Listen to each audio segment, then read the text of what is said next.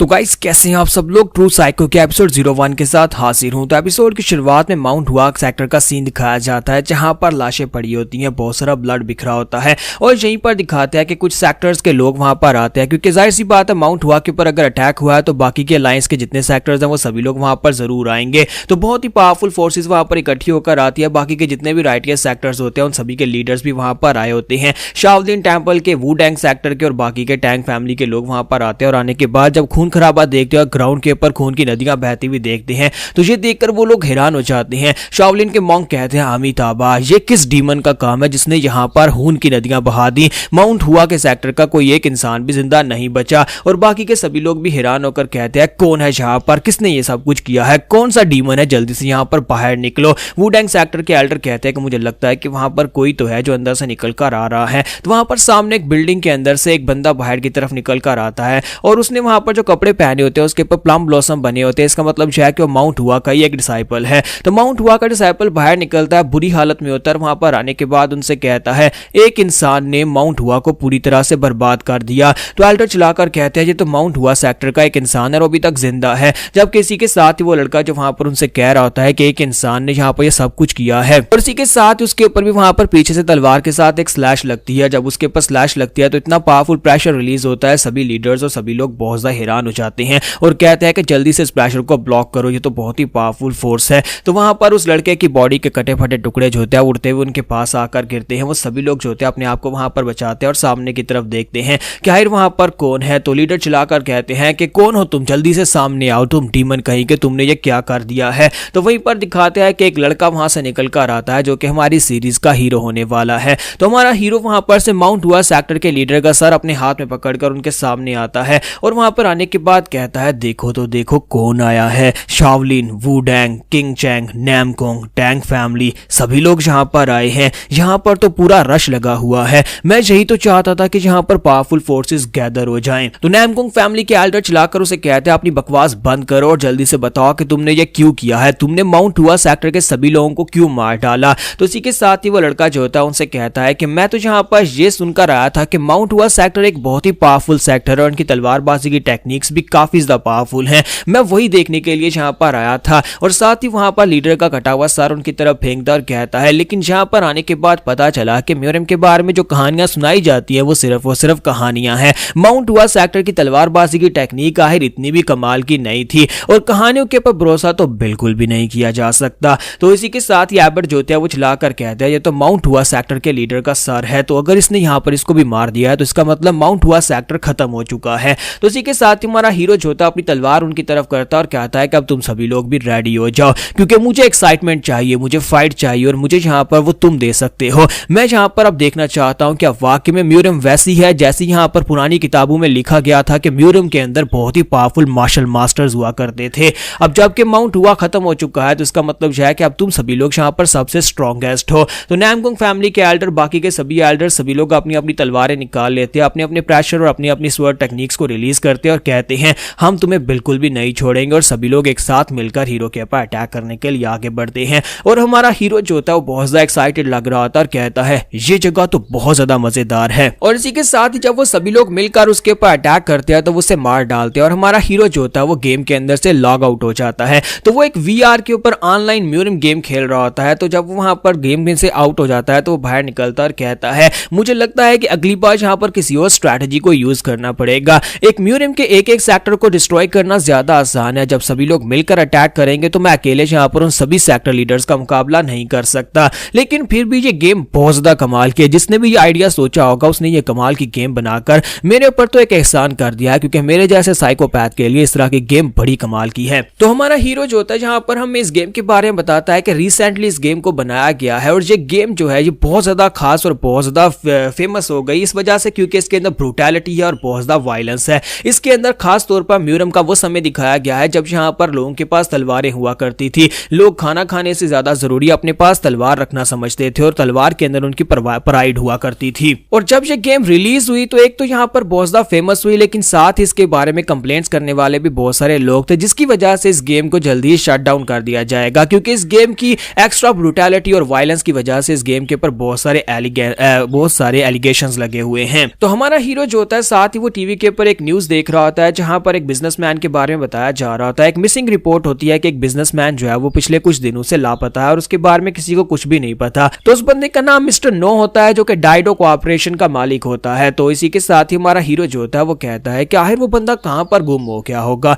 डाइडो corporation का मालिक कहां पर जा सकता है। और इसी के साथ ही दिखाता है कि वहां पर उसके पीछे एक रूम होता है जहां पर रूम के अंदर से किसी के रोने की आवाज आ रही होती है। तो हमारा हीरो पीछे की तरफ घूमता और कहता है हाँ तुम भी जहां पर हो, मैं तुम्हारे बारे में तो भूल ही गया था। और इसी के साथ ही टीवी के ऊपर जो बंदा मिस्टर नो दिखाया जा रहा है वही बंदा वहां पर पीछे उसने उसे बांध कर रखा होता है। तो वो अपनी अपना हथौड़ा उठाता और अपना हथौड़ा उठाकर उसके पास आ जाता है। तो मिस्टर नो जिसकी हालत पहले काफी ज्यादा बुरी होती है वो उसे कहता है मेरी मदद करो, मुझे जहां पर से जाने दो। तो वो उसे कहता है कि आखिर तुम मुझे यहाँ पर क्यों लेकर आए हो। जबकि हमारा हीरो जो होता है उसके सामने आकर बैठ जाता है और अपना हथौड़ा लेकर उसे कहता है अच्छा तो तुम चाहते हो मैं तुम्हारी मदद करूं? हाँ क्यों नहीं, मैं तुम्हारी मदद जरूर करूंगा। जबकि मिस्टर नो से कहता है कि प्लीज यहाँ पर मुझे छोड़ दो, तुमने यहाँ पर मुझे क्यों किडनैप किया है, मैं कोई खास इंसान नहीं और मैंने कुछ बुरा भी नहीं किया, तो फिर तुम यहाँ पर मुझे किडनैप करके क्यों लेकर आए हो। तो हमारा हीरो से कहता है कि अच्छा तो तुम कोई बुरे इंसान नहीं हो। और साथ ही वो उसके सामने अपने पास से पिक्चर्स निकाल कर रखता है और कहता है कि जरा इनको देखो, क्या तुम्हें शायद इनके अंदर से कुछ दिखाई देगा।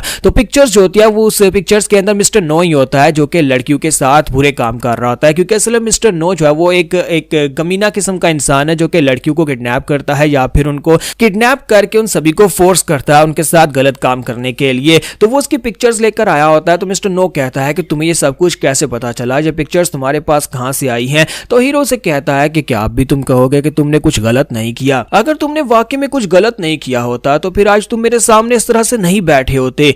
क्या तुम्हें वाकई में लगता है कि मैं कोई ऐसा इंसान हूं जो किसी निर्दोष को मारेगा? तो मिस्टर नो चिल्लाकर उसे कहता है लेकिन मैं यहाँ पर अपना पश्चाताप करने को तैयार हूँ, प्लीज मुझे बताओ कि मुझे क्या करना होगा, लेकिन प्लीज मुझे यहाँ पर मारना मत। लेकिन हमारा हीरो जो होता है वहीं पर से उसे बालू से पकड़ता है और उसे कहता है कि मुझे ये लफ्ज से सख्त नफरत है। एक इंसान जब कमीने काम कर रहा होता है उस वक्त उसे याद नहीं आता और जब यहाँ पर वो मरने वाला होता है वो कहता है कि मुझे माफ कर दो। मुझे लगता है कि उन लड़कियों को जिनको तुमने मारा था उन्होंने भी तुम्हारे सामने माफी की भीख मांगी होगी, लेकिन क्या तुमने उनके ऊपर तरस खाया, क्या तुमने उनको माफ किया? अब मुझे नहीं लगता कि मैं यहाँ पर तुम्हें माफ कर सकता हूं। और इसी के साथ ही वो अपने हथौड़े को ऊपर उठाता है उसे मारने के लिए। जब वो हथौड़े के साथ उसका सर फोड़ने लगता है इसी के साथ ही मिस्टर नो जो होता है वहीं पर से सामने की तरफ उसे धक्का देता है। वो अपने सर के साथ उसके पेट के ऊपर अपना सर टकराता है। तो हमारा हीरो पीछे की तरफ गिरता है जिसकी वजह से मिस्टर नो भी पीछे की तरफ गिर जाता है। और पीछे गिरने के साथ ही वो अपने हाथों पर जोर डालता है और उसकी रस्सियां खुल जाती हैं। जब उसकी रस्सियां खुल जाती हैं तो इसी के साथ ही मिस्टर नो अब यहाँ पर उसे गाली देता है और कहता है कि कुत्ते कहीं के,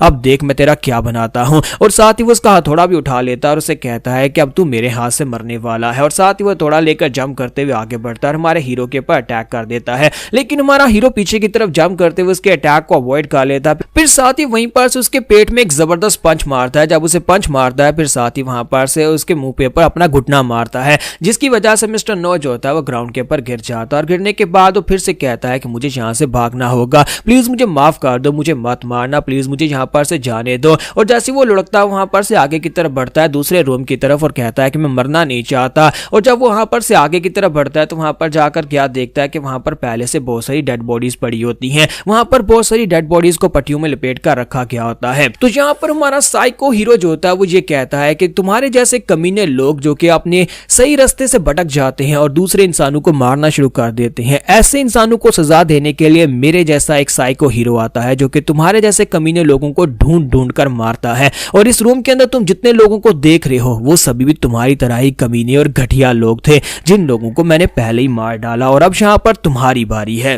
तो गाइस कैसी लगी आपको ट्रू साइको की एपिसोड 01? हमारा हीरो फिलहाल के लिए तो यहाँ पर ट्रू वर्ल्ड में है लेकिन उसके बाद वो म्यूजियम में भी जाएगा, गेम में नहीं बल्कि रियल वर्ल्ड में। और वहां पर जाने के बाद भी अपनी यही साइकोपैथिक काम करने वाला है जो कि काफी ज्यादा अमेजिंग और मजेदार स्टोरी में बताए गए हैं। तो एपिसोड की एक्सप्लेनेशन अच्छी लगी हो तो कमेंट करके जरूर बता देना और वीडियो को लाइक करना मत भूलना। Thank you. तो गाइस कैसे हैं आप सब लोग ट्रू साइको के एपिसोड 02 के साथ हाजिर हो। तो लास्ट एपिसोड के एंड पे हमने देखा था कि हमारा साइको जो होता है वो आगे बढ़ता है अपना हथौड़ा लेकर, जबकि दूसरी तरफ मिस्टर नो जो होता है वो उस रूम में पहुंच जाता है जहां पर उसने पहले उस जैसे बहुत सारे क्रिमिनल्स को मारकर उनकी बॉडीज को रखा होता है। तो मिस्टर नो अब यहाँ पर भीख मांगना शुरू कर देता है और कहता है कि मुझे छोड़ दो, प्लीज मुझे माफ कर दो, मैं यहाँ पर से दोबारा ऐसा कोई काम नहीं करूंगा। लेकिन वो उसे कोई भी मौका नहीं देने वाला और उसे मार डालेगा। जब वो उसके करीब पहुंचता है और उसके ऊपर अटैक करने वाला होता है इसी के साथ ही पीछे का दरवाजा टूट जाता है। दरवाजा टूटता और वहां पर से पुलिस वाले लोग अंदर आते हैं। तो पुलिस वाले वहां पर भागते हुए अंदर आ जाते हैं और आकर उसे रंगे हाथों पकड़ लेते हैं और उसे कहते हैं कि जहां पर हो वहीं पर रुक जाओ। तो पुलिस का चीफ जो होता है वो अपनी गन निकालता है और उसे कहता है कि डोंग बोंग सू, बस करो, बहुत हो गया। हम तुम्हें यहाँ पर किडनैपिंग और साथ में मर्डर और साथ में बहुत सारे ऐसे घिनौने क्राइम जो तुम कर चुके हो उनकी वजह से हम तुम्हें गिरफ्तार करने के लिए आए हैं। अगर तुम रेजिस्ट करोगे तो तुम्हें यहीं पर गोली मार दी जाएगी, इसलिए रेजिस्ट करने के बारे में तो सोचना भी मत। जब किसी के साथ ही माय डॉग उन लोगों से कहता है पुलिस को मेरे घर की लोकेशन के बारे में कैसे पता चला, ये लोकेशन तो बहुत ज्यादा सिक्योर है। और इसी के साथ ही चीफ जो होता है वहां पर गोली चलाता है। वो उसके ऊपर गोली नहीं चलाता बल्कि उसके साइड के ऊपर गोली चलाता है उसे धमकाने के लिए और कहता है मैंने कहा जहां पर हो वहीं पर रुके रहो और आगे से कोई बात मत करना, बस अपने हाथ अपने सर के पीछे रखो और हथौड़े को छोड़ दो। लेकिन हमारा डोंग जो होता है जब उसके ऊपर गोली चलती है तो उसकी साइको इंस्टिंक्ट्स और ज्यादा एक्टिवेट हो जाती हैं और इसी के साथ ही वो गेम के अंदर चला जाता है। यानी वो गेम को याद करता है कि गेम के अंदर भी उसने सेम इसी तरह की सिचुएशन को फील किया था जब उसके सामने दूसरे सेक्टर लीडर्स आकर खड़े हो गए थे। तो वो आगे से साइको की तरह हंसना शुरू कर देता है और कहता है कि क्या तुम्हें पता है कि इस इंसान ने कितने लोगों की जान ली है, इसने 6 लड़कियों का मर्डर किया है और उसके बाद तुम जहां पर इसे बचाने के लिए आ गए हो। तुम मुझे मारना चाहते हो जबकि असली का साइकोपैथिक किलर तो जहां पर तुम्हारे सामने बैठा है। इस कमीने को गोली मारो, मुझे नहीं। और अगर तुम ये कहो कि मैंने उन सभी लोगों को मारा है जिनकी डेड बॉडीज वहां पर अंदर पड़ी हैं तो ये गलत तो नहीं है, लेकिन वो सारे के सारे इसी घटिया इंसान की तरह कमीने लोग थे, वो क्रिमिनल्स थे जिनको मैंने ढूंढ ढूंढ कर मारा। तो मैंने तो यहाँ पर तुम्हारा ही काम किया है। मैं तो बस एक ऐसा इंसान हूं जो कि इन लोगों को पकड़ता हूं, इन लोगों को मारता हूं जो लोग घिनौने काम करते हैं। तो बताओ कि मैंने यहाँ पर क्या गलत काम किया है। जबकि चीफ उसकी बात सुनने के बाद अपना सिगरेट जलाता है और उसे कहता है कि हमने तुम्हारे जैसे साइकोपैथिक किलर बहुत सारे देखे हैं जो कि इस तरह के सोच रखते हैं, उन्हें लगता है कि वो दुनिया के लिए कोई अच्छा काम कर रहे हैं। लेकिन तुम्हें यहाँ पर यह अधिकार किसने दे दिया कि तुम यहाँ पर इस तरह के क्रिमिनल्स को ढूंढो और उसके बाद उनको खुद से मारना शुरू कर दो। तुम एक साइको हो और हम तुम्हें यहाँ पर पकड़ कर रखेंगे ताकि तुम्हें यहाँ पर दोबारा कभी किसी को मारने का मौका ना मिल सके। जबकि मार डोंग वहां पर जोर जोर से हंसना शुरू कर देता और कहता है क्या फिर से तुम वही पुलिस वाली बकवास बातें करना शुरू कर दी, जबकि पुलिस को भी अच्छी तरह से पता है कि तुम लोग कोई काम नहीं करते और तुम किसी काम के नहीं हो, ना ही तुम कुछ करने वाले हो। तुम्हारा डोंग जो होता है वहीं पर से अपना हथौड़ा उठाता है, घुमाकर वहां पर मिस्टर नो के ऊपर मार देता है। जब मिस्टर नो के ऊपर हथौड़ा मारता है इतनी देर में पुलिस वाला वहां पर अपनी गोली भी चला देता है। तो हमारा डोंग जो होता है वहां पर बिना हिचकिचाए अपना हथौड़ा चलाकर वहां पर मिस्टर नो का सर फोड़ देता है। मिस्टर नो तो वहां पर मर जाता है, लेकिन वो गोली उड़ती हुई सीधी आकर हमारे डोंग को लगती है। तो वो सोच रहा होता है कि क्या मुझे यहाँ पर कोई दूसरा चांस मिलेगा। तुम्हारा डोंग सोच रहा होता है कि काश अगर मुझे यहाँ पर कोई दूसरा चांस मिले, काश यहाँ पर कोई मानवा की तरह हो जहां पर इंसान मरने के बाद रीइंकार्नेट होता है। तो मैं म्यूरियम जैसी जगह में जाना चाहूंगा, एक ऐसी जगह जहां पर मेरे सामने बहुत सारे क्रिमिनल्स हों, बहुत सारे घटिया लोग हों जिनको मैं चुन चुन कर मार सकूं, मैं खून खराबा कर सकूं, मैं सभी को मार डालूंगा। हमारे डोंग को जब वहां पर गोली लगती है और मरने से पहले वो यहाँ पर आखिरी वर्ड यही कहता है कि काश मैं यहाँ पर म्यूरियम के अंदर दोबारा जिंदा हो जाऊं। तो इसी के साथ ही वो अपनी आंख खोलता है, कोई उसके ऊपर पानी डालता है तो उसे कहता है कि कमीने जल्दी से उठ जा। तो डोंग उठकर बैठ जाता है और कहता है क्या मैं अभी तक जिंदा हूं। तो उसके सामने जो बंदा आता है वो उसे कहता है कि हाँ मुझे भी लगा था कि तुम मर गए हो लेकिन तुम अभी तक जिंदा हो। तो उसी के साथ उसके सामने जो बंदा होता है वो उसे कॉलर से पकड़ता है, उसे उठाकर कहता है कि कमीने कहीं के क्या तुम्हें पता भी है कि तेरी इस घटिया बॉडी को मार्केट प्लेस से उठाकर घसीट कर यहाँ पर लाने में मुझे कितनी ज्यादा दिक्कत का सामना करना पड़ा है। कमीने कहीं के अगर तू वहीं पर मार्केट में मर जाता तो फिर मुझे तुझे उठाकर वापस नहीं लाना पड़ता। और साथ ही वो उसे फिर से एक पंच मारता जिसकी वजह से हमारा डोंग उड़ता हुआ पीछे जाकर दीवार के साथ टकराता है। उसी के साथ ही वो बंदा जो होता है उसे वहां पर फेंकने के बाद कहता है कि अगर तू कल सुबह तक जिंदा रहा तो फिर से तुम्हें देखूंगा। और इसी के साथ ही वो चला जाता है। तो जब वहां पर से जा रहा था हमारा डोंग जो होता है वहां पर पड़े हुए एक पत्थर को उठाता है और उस पत्थर को उठाकर उसे मारने के लिए आगे बढ़ने लगता है। जब उसे लगता है कि वो इस कमीने ने उसके साथ बुरा किया है तो उसे मार देना चाहिए, लेकिन जैसे ही वो पत्थर उठाकर खड़ा होता है इसी के साथ उसकी बॉडी जो होती है वो बहुत ज्यादा वीक होती है, उसे एक झटका लगता है, वो ग्राउंड के ऊपर गिर जाता है और कहता है ये क्या हो रहा है, आखिर मेरी बॉडी के साथ क्या इशू है। तो वो जल्दी से अपनी बॉडी की तरफ देखता है, वो पहले अपने बाजू देखता है कि वो बहुत ज्यादा स्किनी होते हैं, फिर साथ ही वो अपने कपड़े हटाकर अपनी चेस्ट की तरफ देखता है तो उसकी बॉडी के ऊपर तो सिर्फ और सिर्फ वहां पर हड्डियां ही नजर आ रही होती हैं, यानी कि वो इतना ज्यादा वीक होता है जैसे कि उसने यहाँ पर महीनों से खाना ना खाया हो। तो वो कहता है ये क्या, ये किसकी बॉडी है, ये मेरी बॉडी तो बिल्कुल भी नहीं है। फिर साथ ही वो कहता है कि मुझे तो गोली लगी थी और गोली का निशान कहां पर चला गया, कहीं ऐसा तो नहीं है कि मैं दोबारा वाकई में जिंदा हो गया हूं। तो वो उठकर खिड़की में से बाहर की तरफ देखता है। वहां पर देखने के बाद उसे बिल्डिंग्स दिखाई देती हैं, वो सारी बिल्डिंग्स जो कि ऑनलाइन म्यूरियम गेम के अंदर थी। तो वो कहता है कि ये जगह, इसको तो मैं अच्छी तरह से जानता हूं, इसका मतलब यह है कि मेरी विश पूरी हो गई, यानी कि मैं मरने के बाद दोबारा से रीइंकार्नेट हो गया हूं,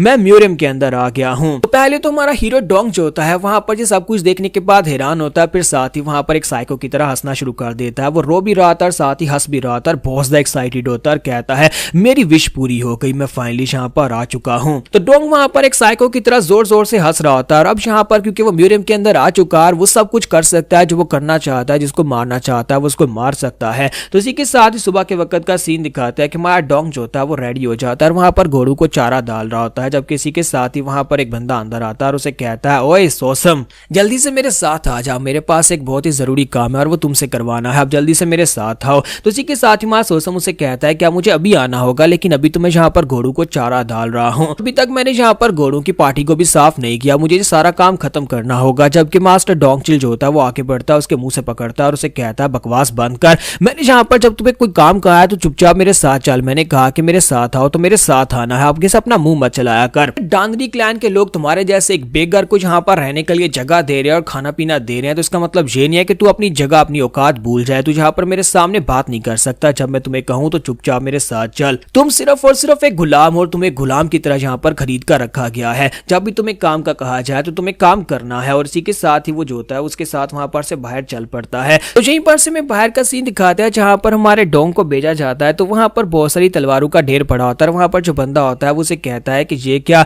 डोंग हो, तुम यहाँ पर आए हो, मास्टर माचिल कहाँ पर है, उसने कहा था कि वो अपने साथ यहाँ पर सोसम को लेकर आएगा। तो वो उसे कहता है कि तुम्हें तो पता है कि मास्टर माचिल किस तरह का इंसान है, वो बुढ़ा हो चुका है लेकिन उसका ठरक पुना खत्म नहीं होता, वो इस वक्त फिनिक्स टावरन में एंग गैंग के साथ मजे कर रहा है, इसलिए मैं यहाँ पर सोसम को अपने साथ लेकर आया हूँ। तो वो शॉपकीपर होता है वो उसे कहता है लेकिन क्या तुम्हें लगता है कि तुम दोनों अकेले यहाँ पर ये सारे की सारी चीजें उठा लोगे, क्योंकि ये बहुत ज्यादा और तुम सिर्फ 2 लोग हो। तो डोंगोस की बात सुनने के बाद कहता है कि क्या तुम यहाँ पर देख नहीं पा रहे, मेरे पास यहाँ पर एक बहुत ही कमाल का घोड़ा है, ये सारे का सारा सामान मैं इस घोड़े के ऊपर लादने वाला हूँ। और इसी के साथ ही वो हमारे सोसम यानी डोंग को वहां पर पंच मारता है और उसे वहां पर चारों लिम्स के ऊपर नीचे झुका देता है और कहता है कि ये घोड़ा किस दिन काम आएगा। साथ ही वो सोसम से कहता है कि सोसम तुम यहाँ पर इंतजार किसका कर रहे हो, अब जल्दी से ये सारे का सारा सामान उठाओ और तुम्हें अकेले यहाँ पर ये सारा सामान उठाना है। और साथ ही डोंगो भी उसे बाय बोलकर वहां पर से चल पड़ता और कहता है कि मुझे याद आया कि फिनिक्स टावरन में एक लड़की के साथ तो मेरी भी वहां पर डेट है, तो मैं भी वहां पर जा रहा हूँ, इसलिए अब ये सारे का सारा काम तुम्हें अकेले ही करना होगा। तो सोसम मुझे लगता है कि शाम तक तुम ये सारा काम खत्म कर लोगे, यहाँ पर ठीक से मेहनत करना, क्योंकि अगर शाम तक ये काम खत्म नहीं हुआ तो मास्टर माचिल तुम्हें जिंदा नहीं छोड़ेंगे, वो तुम्हें बहुत ही बुरी तरह से पीटने वाले हैं। तो यहाँ पर हम लोग अपनी एपिसोड 02 का एंड करेंगे और नेक्स्ट एपिसोड में हम लोग देखेंगे कि सबसे पहले माचिल मरेगा या फिर डोंगो मरेगा, क्योंकि अब हमारा सोसम वो वाला सोसम नहीं रहा जो पहले कभी सोसम हुआ करता था, क्योंकि अब यहाँ पर इसकी बॉडी के अंदर डोंग बोंगसू रीइंकार्नेट हो चुका है। तो कल की एपिसोड काफी ज्यादा इंटरेस्टिंग होगी।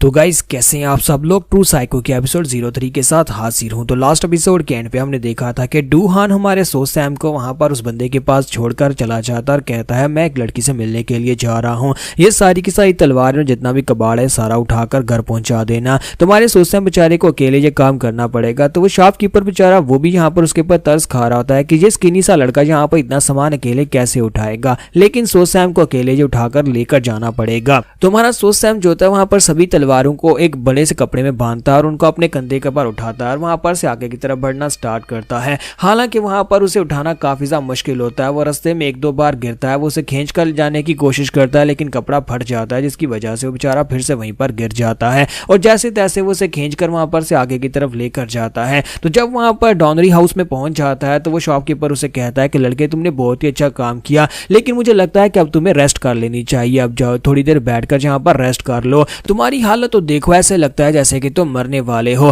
क्योंकि ऐसे लगता है कि तुमने कितने दिनों से खाना नहीं खाया होगा। तो सोसम उसे कहता है नहीं मैं बिल्कुल ठीक हूँ और वो लड़खड़ाता वहां पर से आगे की तरफ बढ़ता है। जैसे वहां पर गली में आगे की तरफ जाने लगता है क्योंकि उसे अपने स्टेबल में वापस जाना होगा, उस घोड़ों के स्टेबल में जहां पर वो रहता है। तो वो जैसे थोड़ा सा आगे बढ़ता है तो गली में उसके सामने खट्टा खट्टा मस्टंडा आकर खड़ा हो जाता है और वो बंदा उसे कहता है कि अब तू कौन है कमीने, क्या तू यहाँ पर साइड पर नहीं हटेगा। तुम्हारा सोसम जो होता है उसकी तरफ देखता है और उसे माफी मांगता और कहता है कि मुझे माफ कर दो, मैं अभी हट जाता हूँ। लेकिन इतनी देर थी कि वो बंदा जो होता है उसके मुंह पर पाँव दे मारता है, यानी वो उसे किक दे मारता है। तो जैसे वो सोसम को वहां पर किक मारता है तो बेचारा सोसम जो कि पहली अधमरा है वो उड़ता हुआ पीछे जाकर काफी दूर गिरता है और फिर साथ ही वहां पर उसे फिर से एक पंच पड़ता है, यानी कि वो बंदा जो भी था वो उसे बुरी तरह से पीट रहा होता है। और हमारा सोसम जो होता है वहां पर अपने पास को याद कर रहा था, कहता है कि ये सब कुछ कैसे यहाँ पर गलत हो गया, क्या मेरे पेरेंट्स के उस बड़े टाइफून में मर जाने के बाद जब मैं अकेला रह गया था। तो ये सोसम की बात कर रहा होता है कि सोसम के पेरेंट्स एक टाइफून में मर गए और वो कहता है कि या फिर ये सब कुछ गलत तब हुआ जब मैं डोनरी क्लैन में आया और इनके पास आकर कहा कि मुझे यहाँ पर काम दे दो और बदले मुझे बस खाना दे दिया करो, क्या ये सब कुछ वहां पर से गलत हुआ। फिर साथ ही वो कहता है या फिर ये तब गलत हुआ जब मैं इस दुनिया में पैदा हुआ था, क्योंकि मेरे पैदा होने का कोई मकसद ही नहीं है, मुझे यहाँ पर पता ही नहीं है, मैं बस यहाँ पर जब से जिंदा हूँ तब से मार खा रहा हूँ। और उसके बाद हमारा सोसम जैसे तैसे वहां पर वापस टेबल में पहुंच जाता है, क्योंकि डोनरी क्लैन के लोग ही उसे उठाकर वापस लेकर जाते हैं। तो उसे इतनी बुरी तरह से मार पड़ती है कि वो बेचारा बोल भी नहीं पा रहा। तो इसी के साथ ही हमारा डोंग बोंगसू जो होता है वो उठकर खड़ा होता है, पानी के अंदर सोसम का चेहरा देखता है और कहता है कि लगता है कि मैं इस लड़के की बॉडी के अंदर रीइंकार्नेट हो गया हूं, या फिर जैसे तैसे मैं इस लड़के की बॉडी के अंदर आ गया हूं, क्योंकि इस लड़के की हालत तो बहुत ज्यादा पैथेटिक है। इतनी बुरी हालत है कि यह लड़का मुझे लगता है कि कुछ दिन पहले यहाँ पर मर गया था और इस लड़के के मरने के साथ ही यहाँ पर मैं जब यहाँ पर दूसरी दुनिया में मरा तो मैं इस लड़के की बॉडी के अंदर आ गया हूँ और तब से यहाँ पर इस लड़के की बॉडी के साथ मैं स्टेबल के अंदर हूँ। मुझे इस दुनिया में आए हुए पूरा एक हफ्ता हो चुका है। जब से मैं इस लड़के की बॉडी के अंदर एंटर हुआ हूँ तब से मैं यहाँ पर मार ही खाए जा रहा हूँ। कोई यहाँ पर से आता है और मुझे आकर पीट देता है, कोई वहां से आता है और मुझे पीट देता है। और इसी के साथ ही वो कहता है कि मुझे यहाँ पर एक और चीज हैरान करने वाली दिखाई देती है और उसके सामने स्टेटस विंडो होती है जो कि म्यूरम ऑनलाइन की स्टेटस विंडो होती है। तो वो कहता है कि ये स्टेटस विंडो मुझे यहाँ पर क्यों दिखाई जा रही है और उसके अंदर लिखा होता है कि तुम्हें वेलकम कहा जाता है ऐसी दुनिया में जहां पर स्ट्रॉन्गेस्ट लोग रहते हैं और सिर्फ वही सर्वाइव कर सकते हैं। तो वो कहता है ये स्टेटस विंडो तो मैं पहले भी देख चुका हूं। तो इसी के साथ ही यहाँ पर एक और हफ्ता गुजर जाता है और दिखाते हैं कि माचिल जो होता है उसके लिए खाना लेकर आ रहा था और साथ ही वो काफी ज्यादा गुस्से में होता है और कहता है कि हमेशा मुझे इस तरह के घटिया काम क्यों दिए जाते हैं। मैं ग्रेट माचिल जहां पर उस कमीने को खाना देने के लिए तो बिल्कुल भी नहीं हूं, मुझे जहां पर उस कमीने की मैस को क्लीन करने का भी कहा जाता है। इस बार उस कमीने ने जहां पर जो कुछ भी किया उसकी वजह से हमें भी काफी बुरी तरह से भुगतना पड़ा है। वो रास्ते में जिस बंदे के साथ टकराया था वो टैंग फैमिली का यंग मास्टर था, सॉरी पैंग फैमिली का यंग मास्टर था। पैंग डोरैंग के बारे में कहा जाता है कि वो कमीना गुस्से वाला है और जब भी कभी किसी को देखता है उसे पीटना शुरू कर देता है और उसकी वजह से मा डोंग को भी बुरी तरह से पीटा गया है। अब जबकि मा डोंग को जहां पर सजा मिली है इसी वजह से अब उस कमीने को खाना देने के लिए मुझे जाना पड़ रहा है और उस कमीने को मुझे लगता है किसी दिन उसको मैं जान से मार डालूं। क्यों ना मैं उसे वाकई में जान से मार डालूं। अगर मैं यहाँ पर सोसम को मार डालता हूं तो फिर मुझे कभी इस घटिया इंसान को जाकर खाना नहीं देना पड़ेगा। फिर साथ ही वो कहता है लेकिन इसको कवर करना बहुत ज्यादा मुश्किल हो जाएगा क्योंकि किसी ने अगर मुझे ये करते हुए देख लिया तो फिर मेरे लिए काफी ज्यादा दिक्कत हो जाएगी। फिर साथ ही वो कहता है चलो छोड़ो इस बात को, किसी ना किसी दिन मुझे मौका मिलेगा और इस दिन मैं इस कमीने सोसम को मार डालूंगा। तो वो दरवाजे को किक मारता है, अंदर आता है, वहीं पर से प्याले को उसकी तरफ फेंकता और कहता है कमीने कहीं के तू कितना यहाँ पर हमारे लिए मुश्किल क्रिएट करेगा, किसी दिन चुपचाप यहाँ पर गली में मर क्यों नहीं जाता। हर बार वहां पर मार खाता है किसी से और उसके बाद उठाकर हमें लेकर आना पड़ता है और उसे कहता है कि अब जल्दी से ये खाना खा ले वरना तू यहाँ पर भूख से मर गया तो फिर मेरे लिए दिक्कत हो जाएगी। तो हमारा सोसम यहाँ पर बैठे बैठे सोच रहा होता है कि मुझे यहाँ पर 2 हफ्ते हो चुके हैं और पिछले 2 हफ्ते से मैं यहाँ पर जो कुछ भी देख रहा हूँ, जो कुछ भी नोटिस कर रहा हूँ वो ये है माचिल और डोंगो 2 कमीने लोग हैं जो कि यहाँ पर मुझे खाना देने के लिए आते हैं और मेरे आसपास घूमते रहते हैं, जो कि मुझे ऑर्डर्स देते रहते हैं। माचिल जो भी यहाँ पर आता है, डोंगो वो दूसरा कमीना जो भी यहाँ पर नहीं है। और इसके अलावा मुझे यहाँ पर इन दोनों से जो इन्फॉर्मेशन मिली है उसके मुताबिक मैं एक ऐसी दुनिया के अंदर हूँ जहाँ पर सभी लोग चाइनीज कैरेक्टर्स की तरह हैं, इनके नाम भी चाइनीज है लेकिन इसके बावजूद ये चाइना नहीं है क्योंकि यहाँ पर कोई भी चाइनीज नहीं बोल रहा। यहाँ पर जितने भी लोग हैं वो सारे के सारे मार्शल आर्ट्स को प्रैक्टिस करते हैं और मुझे लगता है कि मैं किसी ऐसी दुनिया में आ गया हूँ जहाँ पर मार्शल आर्ट्स यूज होती है, क्योंकि यहाँ पर देखा जाए तो रियल वर्ल्ड में मार्शल आर्ट्स का नामो निशान नहीं है। असली के चाइना में भी मार्शल आर्ट्स नहीं हुआ करती थी। ये मार्शल आर्ट्स वैसी मार्शल आर्ट्स है जिसमें मास्टर्स उड़ सकते हैं, वो अपनी की पावर को यूज करके अटैक्स कर सकते हैं और किसी को भी अपनी एनर्जी के साथ मार सकते हैं। ऐसा सिर्फ और सिर्फ मांगा, मानवा और जैसे नॉवेल्स में होता है और मुझे लगता है कि मैं यहाँ पर वाकई में उस गेम के अंदर आ चुका हूँ क्योंकि म्यूरम ऑनलाइन गेम के अंदर भी यही सब कुछ था। और मैं यहाँ पर इस बात को दावे से इसलिए कह सकता हूँ क्योंकि मेरे पास ये स्टेटस विंडो ओपन होती है। ये स्टेटस विंडो उस वक्त ओपन होती थी जब मैं अपनी दुनिया में बैठकर म्यूरम ऑनलाइन गेम को खेलता था। तो अगर यहाँ पर ये स्टेटस विंडो ओपन हो रही है, इसका मतलब यह है कि मैं गेम के अंदर हूँ। लेकिन जिस चीज की मुझे समझ नहीं आ रही वो ये है कि मैं इस दुनिया के अंदर क्या हूँ। क्या मैं एक प्लेयर हूँ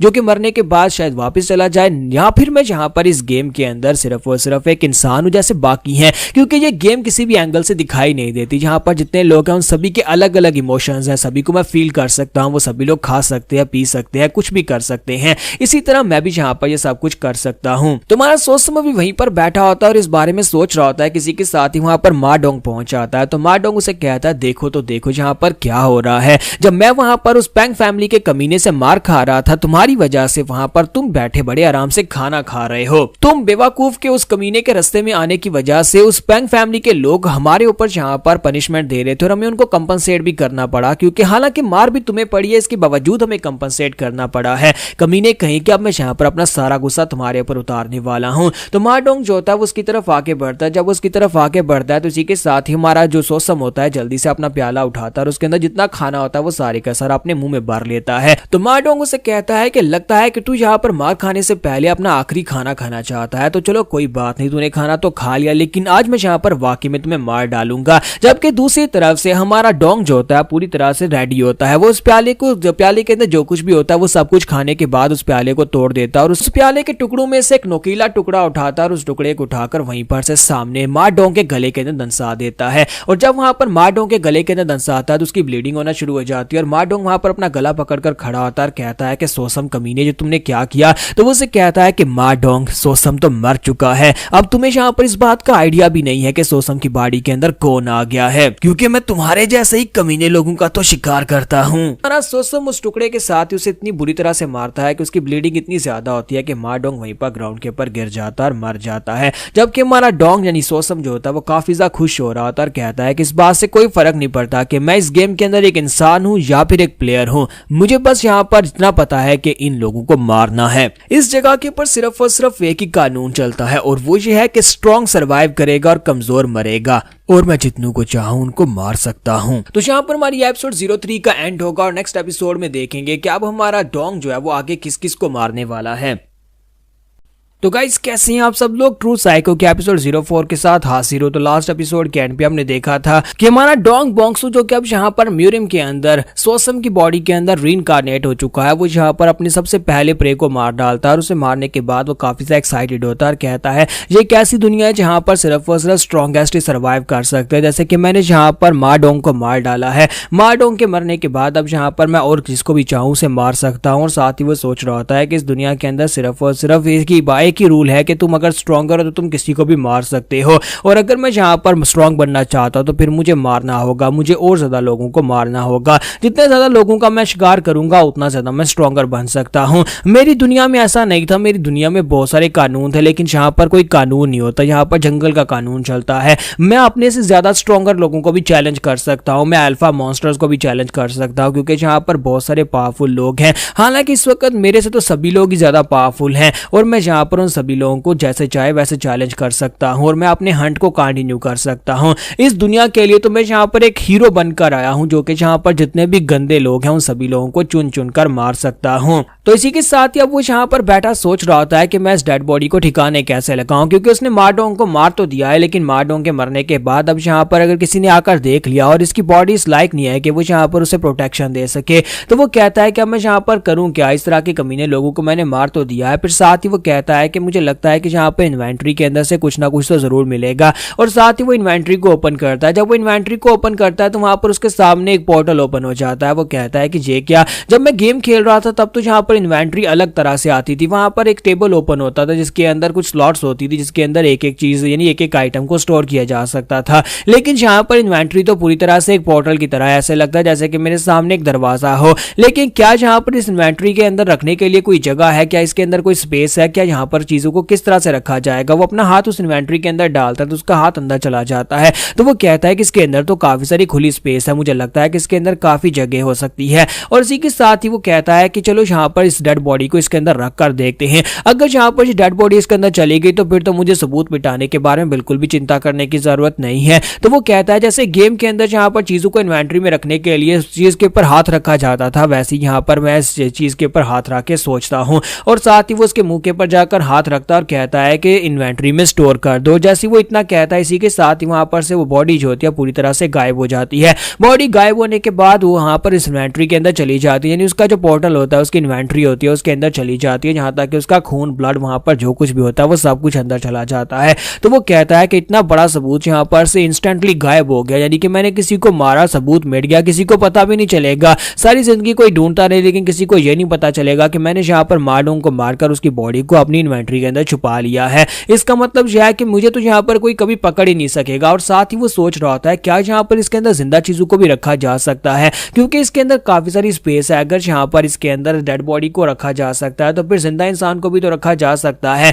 तो वो कहता है कि इसके लिए मुझे एक्सपेरिमेंट करके देखना पड़ेगा, लेकिन मैं एक्सपेरिमेंट किसके ऊपर करूं। साथ ही वो कहता है कि मुझे लगता है कि मुझे माचुल के ऊपर एक्सपेरिमेंट करना होगा। माचुल भी एक बहुत ही कमीना इंसान है। इसी के साथ ही नेक्स्ट सीन सुबह के वक्त का दिखाता है कि वो बाहर सफाई कर रहा था, तो वहां पर माचुल अपने एक साथी के साथ बैठा था, दोनों वहां पर गप्पे लगा रहे होते हैं। और इसी के साथ ही गप्पे लगाते लगाते वो दोनों यहाँ पर इसका मजाक उड़ाना शुरू कर देते हैं और कहते हैं कि सोसम ने जब से यहाँ पर पैंग से मार खाई है तब से ये गूंगा हो गया है, ये बात नहीं कर सकता। और सोसम भी उन दोनों की तरफ ही देख रहा होता है, जबकि इसी के साथ ही वहां पर माचुल पीछे से आता है और आकर उसके सर में जबरदस्त थप्पड़ मारता है और उसे कहता है बेवकूफ कहीं के, पहले तुम सिर्फ और सिर्फ एक बेवकूफ हुआ करते थे और अब यहाँ पर तुम गूंगे भी हो गए, अब तुम आगे से कोई बात भी नहीं कर सकते। और इसी के साथ ही हमारा सोसम जो होता है आगे से है करके उसे कोई जवाब देता है, तो उसे कहता है बकवास बंद करो। और साथ ही उसे कहता है कि मुझे लगता है कि तुम्हें बस किसी जगह के ऊपर जाकर मर जाना चाहिए। अब तुम गूंगे हो इसका मतलब ये नहीं है कि हम तुमसे काम नहीं करवाएंगे। अब जल्दी से जाओ, जाकर उस घोड़े को गली में घुमाकर लेकर आओ, उस घोड़े को वॉक करनी है और तुम जाओ जाकर उस घोड़े को वॉक करवाओ। तो सोसम जो होता है फिर से वहां पर उसे इशारों में कहता है करके। तो इसी के साथ ही हमारा माचुल कहता है कमीना कहीं का, मैं तो पहले भी से यहाँ पर देखना ही नहीं चाहता और अब ऊपर से यहाँ पर ये घूंघू की तरह है करना शुरू कर दिया, यानी कि मुझे बिल्कुल समझ नहीं आती। अब यहाँ पर ये ठीक तरह से बात भी नहीं कर सकता। तो हमारा सोसम जो होता है वहां पर उस घोड़े को लेता और गली में चल पड़ता है। तो वो घोड़ा लेकर गली के अंदर चलता हुआ जा रहा था और बाजार में देख रहा होता है कि बाजार जो होता है वो रूटीन के मुताबिक चल रहा होता है, लेकिन वहीं पर साइड के ऊपर कुछ बच्चों को दिखाते हैं जो कि गली के कॉर्नर में छुपे होते हैं। और वो बच्चे जो होते हैं वहां पर से पत्थर निकालकर सोसम के ऊपर फेंकना शुरू कर देते हैं। तो एक पत्थर सीधा उड़ता हुआ आकर सोसम के सर में लगता है, जिसकी वजह से सोसम की ब्लीडिंग होना शुरू हो जाती है। और बच्चे बाहर निकलकर उसका मजाक उड़ा रहे होते हैं और कहते हैं देखो जरा बेवकूफ सोसम जा रहा है, पहले से सिर्फ बेवकूफ हुआ करता था और अब यहाँ पर जो म्यूट भी हो गया है, यानी कि अब ये बोल भी नहीं सकता, देखो गूंगा सोसम जा रहा है। तो इसी के साथ हमारा सोसम जो होता है उन्हें घूर कर देखता है। जब उन्हें घूर कर देखता है तो बच्चे बहुत ज्यादा डर जाते हैं। फिर साथ ही हमारा सोसम जो होता है वहां पर वह करता है। तो जब वो इतना कहता है फिर साथ ही वो आगे बढ़ जाता है, क्योंकि वो बच्चों को तो नहीं मारेगा। इसी के साथ ही बच्चे कमीने जो होते हैं फिर से वहां पर पत्थर उठाते हैं और पीछे से उसके ऊपर फिर से मारना शुरू कर देते हैं। और इसी के साथ ही हमारा सोसम जो होता है मार खाता खाता वहां पर से आगे बढ़ जाता है। हालांकि वो अंदर से बहुत ज्यादा गुस्सा हो रहा था, क्योंकि ये कमीने लोग जो है चाहे बच्चे हों या वो भी यहाँ पर म्यूरियम का हिस्सा है और सभी यहाँ पर कमीने हैं। जिसके पास स्ट्रेंथ है वो कमजोर को यहाँ पर बुरी तरह से तंग करेगा। तो यहीं पर से नेक्स्ट सीन में कुछ दिनों के बाद का दिखाया जाता है कि माचुल जो होता है उसे यहाँ पर एक काम दिया गया होता है वेपन्स रूम की सफाई का, जहाँ कर उसे सारे के सारे वेपन्स को साफ करना होता है। तो वो कहता है कि जब से कमीना मार्डोंग यहाँ पर से गायब हुआ है, काफी दिन हो गए, 4-5 दिन से वो दिखाई नहीं दे रहा, वो कहीं पर गायब हो गया। मुझे लगता है कि कहीं पर पीकर मर गया होगा, अगर मर गया होगा तो ज्यादा ही अच्छा है। फिर साथ ही वो कहता है लेकिन अब उसकी जगह के ऊपर ये काम मुझे करना पड़ रहा है, मुझे लगता है कि यहाँ पर अब ये सारे के सारे वेपन्स मुझे साफ करने पड़ेंगे। जैसे ही वो दरवाजा खोलकर अंदर जाने लगता है तो सोसम वहां पर खड़ा होता है। तो वो कहता है कि ओए गूंगे तुम यहाँ पर क्या कर रहे हो, आखिर तुम्हारा इस रूम के अंदर क्या काम है। जब वो अंदर आता है तो वहां पर सोसम ने सारी की सारी सफाई कर दी होती है, सभी वेपन्स चमक रहे होते हैं। तो माचुल उसे कहता है क्या तुमने यहाँ पर मेरे लिए सारे का सारा काम किया है, तुमने तो यहाँ पर बहुत ही अच्छे से सफाई की है। तो वहां सोसम जो होता है वहां पर सर हिलाता है और उसे कहता है वाह वाह हाँ मैंने यहाँ पर ये सारी सफाई की है। तो माचुल जो होता है वो कहता है कि हालांकि यहाँ पर ये गूंगा हो चुका है, लेकिन मुझे लगता है कि जब से इसने यहाँ पर पैंग से मार खाई है तब से ये कंप्लीटली डिफरेंट पर्सन बन गया है। अब तो यहाँ पर बिना कहे ये सारे का सारा काम कर देता और आगे से कोई बात भी नहीं कर सकता। इसी वजह से अब यहाँ पर जो भी कहो यानी कि जो ना भी कहो वो भी ये काम कर देता है। मुझे लगता है कि अब कम से कम यहाँ पर ये एक डिसेंट इंसान बन चुका है। तो उसी के साथ ही सोसम अपने पास से पैसों की एक थैली निकालकर उसके सामने करता है। तो माचुल उन पैसों की थैली को खोलकर चेक करता है और कहता है कि तुम्हारे पास ये पैसे कहाँ से आए, क्या तुम यहाँ पर जो पैसे जो तुम्हारी सेविंग्स है उनमें से मुझे दे रहे हो। और साथ ही वो खुश हो जाता है और कहता है कि अब तुम्हें यहाँ पर कम से कम इतनी अकल तो आ गई है कि अपने सीनियर्स को कैसे खुश रखा जाता है। और साथ ही उसे कहता है कि बच्चे इसी तरह काम करते रहो, अगर तुम इसी तरह काम करते रहोगे और मुझे इसी तरह पैसे देते रहोगे तो तुम्हारे लिए दिक्कत बहुत ज्यादा कम हो जाएगी। और साथ ही वो पैसे पकड़ता है और कहता है चलो अब जल्दी से वहां पर उस ब्रोथल में चलते हैं और जाकर इस बार एंग एंग नहीं बल्कि इस बार चूसन के मजे लेते हैं। और साथ ही वहां पर पैसे पकड़कर सीधा ब्रोथल की तरफ चल पड़ता है। जबकि हमारा सोसम जो होता है वहां पर पीछे खड़ा खड़ा सोच रहा होता है कि बेवकूफ कही कि तुमने जहां पर मुझसे पैसे तो ले लिए हैं, और लेकिन तुम्हें शायद यहाँ पर ये नहीं पता कि मैं जहां पर तुम्हारे फ्यूनरल के लिए तुम्हें पैसे दे रहा हूँ, क्योंकि ये पैसे तुम्हें ऐसे तो नहीं मिले बल्कि तुम मेरे हाथ से आज मरने वाले हो। और दूसरी तरफ माचिल जो होता है वो ब्रोथल के बाहर पहुंच जाता है और कहता है कि हर बार मुझे यहाँ पर कम दामों में एंग एंग के साथ काम चलाना पड़ता है, लेकिन आज मेरे पास ज्यादा पैसे हैं तो आज मैं यहाँ पर चोसन के साथ मजे करूंगा। तो वो वहां पर दरवाजे पर पहुंचता है तो जो मैनेजर होता है वो उसे कहता है कि मास्टर माचिल आप यहाँ पर क्या कर रहे हैं, क्या आज भी यहाँ पर आप एंग एंग के साथ ही मजे करने के लिए आए हैं? जबकि माचिल उसे कहता है नहीं नहीं नहीं, आज एंग एंग नहीं बल्कि आज मुझे चोसन चाहिए। तो यहाँ पर हम लोग अपनी एपिसोड 04 का एंड करेंगे और नेक्स्ट एपिसोड में देखेंगे कि हमारा हीरो जो है वो यहाँ पर इसको किस तरह से मारने वाला है। तो गाइस कैसे हैं आप सब लोग, ट्रू साइको के एपिसोड 05 के साथ हाजिर हूं। तो लास्ट एपिसोड के एंड पे आपने देखा था कि माचिल जो होता है वो मैनेजर के पास जाता है और उसे कहता है आज मुझे चोसन चाहिए। तो मैनेजर उसे कहता है लेकिन हर बार जब भी तुम यहाँ पर आते हो तुम यहाँ पर एंग एंग को ही बुलाते हो, इस बार तुम्हें चोसन क्यों चाहिए, क्या तुम्हारे पास इतने पैसे हैं? तो उसे कहता है कि हाँ मुझे यहाँ पर चोसन चाहिए और मेरे पास बहुत सारे पैसे हैं, और साथ ही वो पैसों की थैली उसके सामने करता है और कहता है कि ये पकड़ो अपना कैश और जल्दी से चोसन को बुला कर लाओ। तो मैनेजर पैसे देखता है, फिर साथ ही उसे कहता है कि हाँ क्यों नहीं सर, यहाँ पर पैसे हैं तो फिर आप किसी के साथ भी मजे कर सकते हैं, आप जल्दी से यहाँ पर सेकंड फ्लोर के फर्स्ट रूम के अंदर चले जाए, वहां पर जाकर वेट करें, मैं चोसन को वहीं पर भेज देता हूं। तो इसी के साथ ही हमारा माचिल जो होता है वो जल्दी से वहां पर चला जाता है और वो सीधा उस रूम के अंदर चला जाता है। जब वो उस रूम के अंदर जाता है तो वहीं पर दिखाता है कि चोसन भी आ जाती है। तो चोसन उस रूम के अंदर आती है और वहां पर आने के बाद जैसी वहां पर उसे ग्रीट करती है तो माचिल कहता है कि चोसन देखो जरा, ये एंग एंग से एक डिफरेंट लेवल पर है, एंग एंग तो इसके सामने कुछ भी नहीं है, ये बहुत ज्यादा यंग है, क्योंकि एंग एंग जो है वो इतनी ज्यादा यंग नहीं है लेकिन ये बहुत ज्यादा खूबसूरत भी है, आज तो बहुत ज्यादा मजा आने वाला है। तो चोसन वहां पर आने के बाद से कहते हैं कि सर क्या मैं आपके लिए ड्रिंक बनाऊं? तो वो कहता है हाँ हाँ क्यों नहीं ड्रिंक बनाओ, और साथ ही उसे कहता है कि जरा मेरे करीब होकर बैठो ना, तुम इतनी दूर क्यों बैठी हो? तो वो कहती है कि सर और कितना ज्यादा करीब होकर बैठूं? तो वो कहता है बस थोड़ा सा और करीब आ जाओ, बल्कि यहाँ पर मेरी गोदी में आकर बैठ जाओ। और इसी के साथ ही दिखाता है कि वहां पर दीवार के अंदर यानी दीवार के साइड के ऊपर वहां पर दिखाते हैं कि एक छोटा सा होल होता है और उसके अंदर से एक रेड कलर की आंख दिखाई देती है कि कोई वहां पर से घूर कर उनकी तरफ ही देख रहा था। और ये हमारा सोसम होता है जो कि दूसरे रूम के अंदर होता है, दूसरे रूम के अंदर उस छोटे से होल के अंदर से छुपकर उन दोनों की तरफ देख रहा होता है। तो यहीं पर से थोड़ी देर पहले का सीन दिखाता है कि जैसे वहां पर माचिल ने अपने लिए रूम बुक करवाया, जैसे उसे पता चला कि उसे सेकंड फ्लोर के लास्ट रूम के अंदर जाना है और वहां पर से ऊपर सीढ़ियों की तरफ चला जाता है। तो इसी के साथ ही वहां पर मैनेजर को दिखाता है कि वो सोच रहा होता है कमीना माचिल हमेशा यहाँ पर एंग एंग के साथ मजे करने के लिए आता है, लेकिन इस बार यहाँ पर इसे चोसन चाहिए, ये बुढ़ा खूसट कहेगा। चोसन की उम्र इसकी बेटी की उम्र जितनी होगी, लेकिन खैर मुझे तो यहाँ पर पैसे मिल रहे हैं और वैसे भी तो ये सारी लड़कियां यहाँ पर धंधा करने के लिए आती हैं।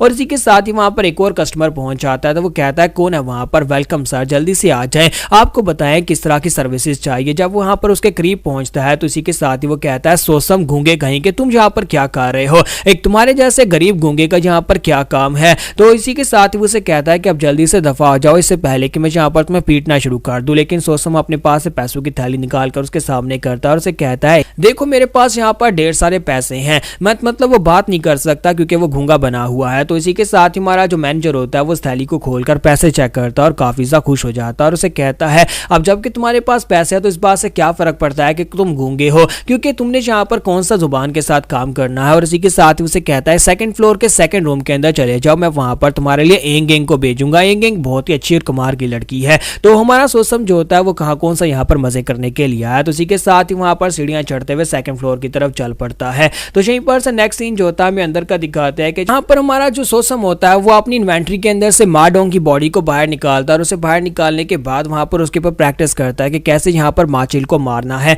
और उसके बाद वो माचिल के रूम के अंदर चला जाता है और वहां पर जाने के बाद अपने से हाथों के ऊपर जो पट्टियां लपेटी होती हैं उन दोनों पट्टियों के साथ वहां पर उस पट्टियों के साथ एक फंदा बनाता है और माचिल के गले में लपेट देता है और उसके पीछे वहां पर उसकी कमर के ऊपर पाँव रखकर उसको खींचना शुरू कर देता है ताकि उसका गला दबाकर उसे मारा जा सके। तो माचिल वहां पर पूरा जोर लगाता है, वो चिल्लाकर कहता है कौन कमीना है, कौन यहाँ पर मुझे मारने के लिए आया है। लेकिन हमारा सोसम जो होता है वो पीछे से पूरा जोर लगा रहा होता है ताकि यहाँ पर उसकी गर्दन तोड़ सके या फिर उसका गला दबाकर उसे मार सके। और इसी के साथ ही वो बेचारा पीछे की तरफ गिर जाता है और पीछे गिरने के बाद पूरा जोर लगाता है और दिखाते हैं कि माचिल जो होता है वहां पर वो सांस नहीं ले पा रहा था और देखते ही देखते माचिल जो होता है उसकी सांस वहां पर बंद हो जाती है और हमारा सोसम जो होता है इस चीज को बहुत ज्यादा एंजॉय कर रहा था और वो कहता है कि मैंने जो कर दिया, मैंने इस कमीने को मार दिया है। और इसी के साथ जैसे वहां पर माचिल जो होता है वो मर जाता है, तो माचिल के मरने के बाद हमारा सोसम बहुत ज्यादा खुश होता है और कहता है कि लो मैंने जहाँ पर ये काम कर दिया, इस कमीने को भी मैंने जहाँ पर ठिकाने लगा दिया। और उसके साथ ही वहीं पर बैठ जाता है और कहता है कि मैंने शुक्र है कि पहले जहाँ पर जो प्रैक्टिस कर ली थी,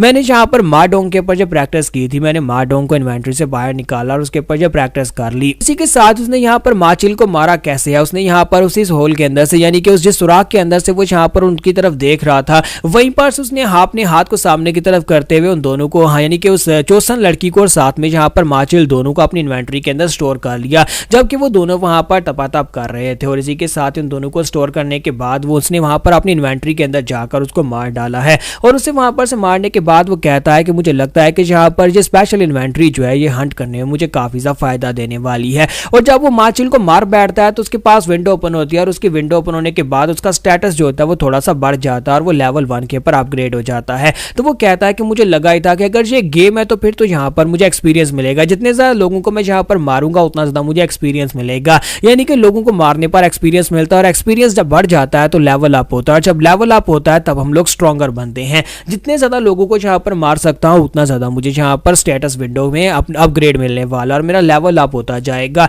यानी कि इस दुनिया में कमजोर नहीं रहूंगा, देखते ही देखते मैं यहाँ पर स्ट्रॉन्गर बन सकता हूँ। इस दुनिया में स्ट्रॉन्ग बनना बहुत ज्यादा आसान है, एक हंटर बन जाओ जहाँ पर दूसरों का शिकार करो, अगर दूसरों का शिकार करोगे तो फिर स्ट्रॉन्ग बन जाओगे। तो हमारा सोसम जो होता है वहां पर उसे मारने के बाद फिर साथ ही कहता है कि अगर काश मेरे पास यहाँ पर कैमरा होता तो मैं इस कमीने की एक पिक्चर बना लेता, कम से कम मुझे यहाँ पर पता होता कि मैंने कितने शिकार किया, मैंने कितने घटिया लोगों को मारा है। और उसको मारने के बाद वो कहता है कि चलो अब यहाँ पर सबूतों को मिटाते हैं। तो यहीं पर से रूम के बाहर का सीन दिखाते हैं कि हमारा मैनेजर जो होता है वहां पर माचिल के रूम के बाहर आकर खड़ा होता है और इसी के साथ ही एंगेंग को दिखाता है कि वो भागती वहां पर आती है और उसे कहती है सर सर प्लीज मुझे माफ कर दीजिएगा, लास्ट कस्टमर मेरी जान ही नहीं छोड़ रहा था। तो वो उसे कहता है कि एंगेंग मैं कितनी देर से यहाँ पर तुम्हारा वेट कर रहा और इस रूम के अंदर सोसम तुम्हारा वेट कर रहा, हालांकि वो एक गूंगा है और साथ ही वो सिर्फ और सिर्फ एक वर्कर है, लेकिन इसके बावजूद उसने काफी भारी रकम दी है, उसने पैसे दिए और तुम यहाँ पर उसे जाकर अच्छी सर्विस दोगी, अब जल्दी से अंदर चली जाओ। वो कहती है हाँ क्यों नहीं मास्टर मैं अभी जाती हूँ। और इसी के साथ वो दरवाजा खोलकर अंदर आ जाती है और कहती है कि प्लीज मुझे माफ करिएगा,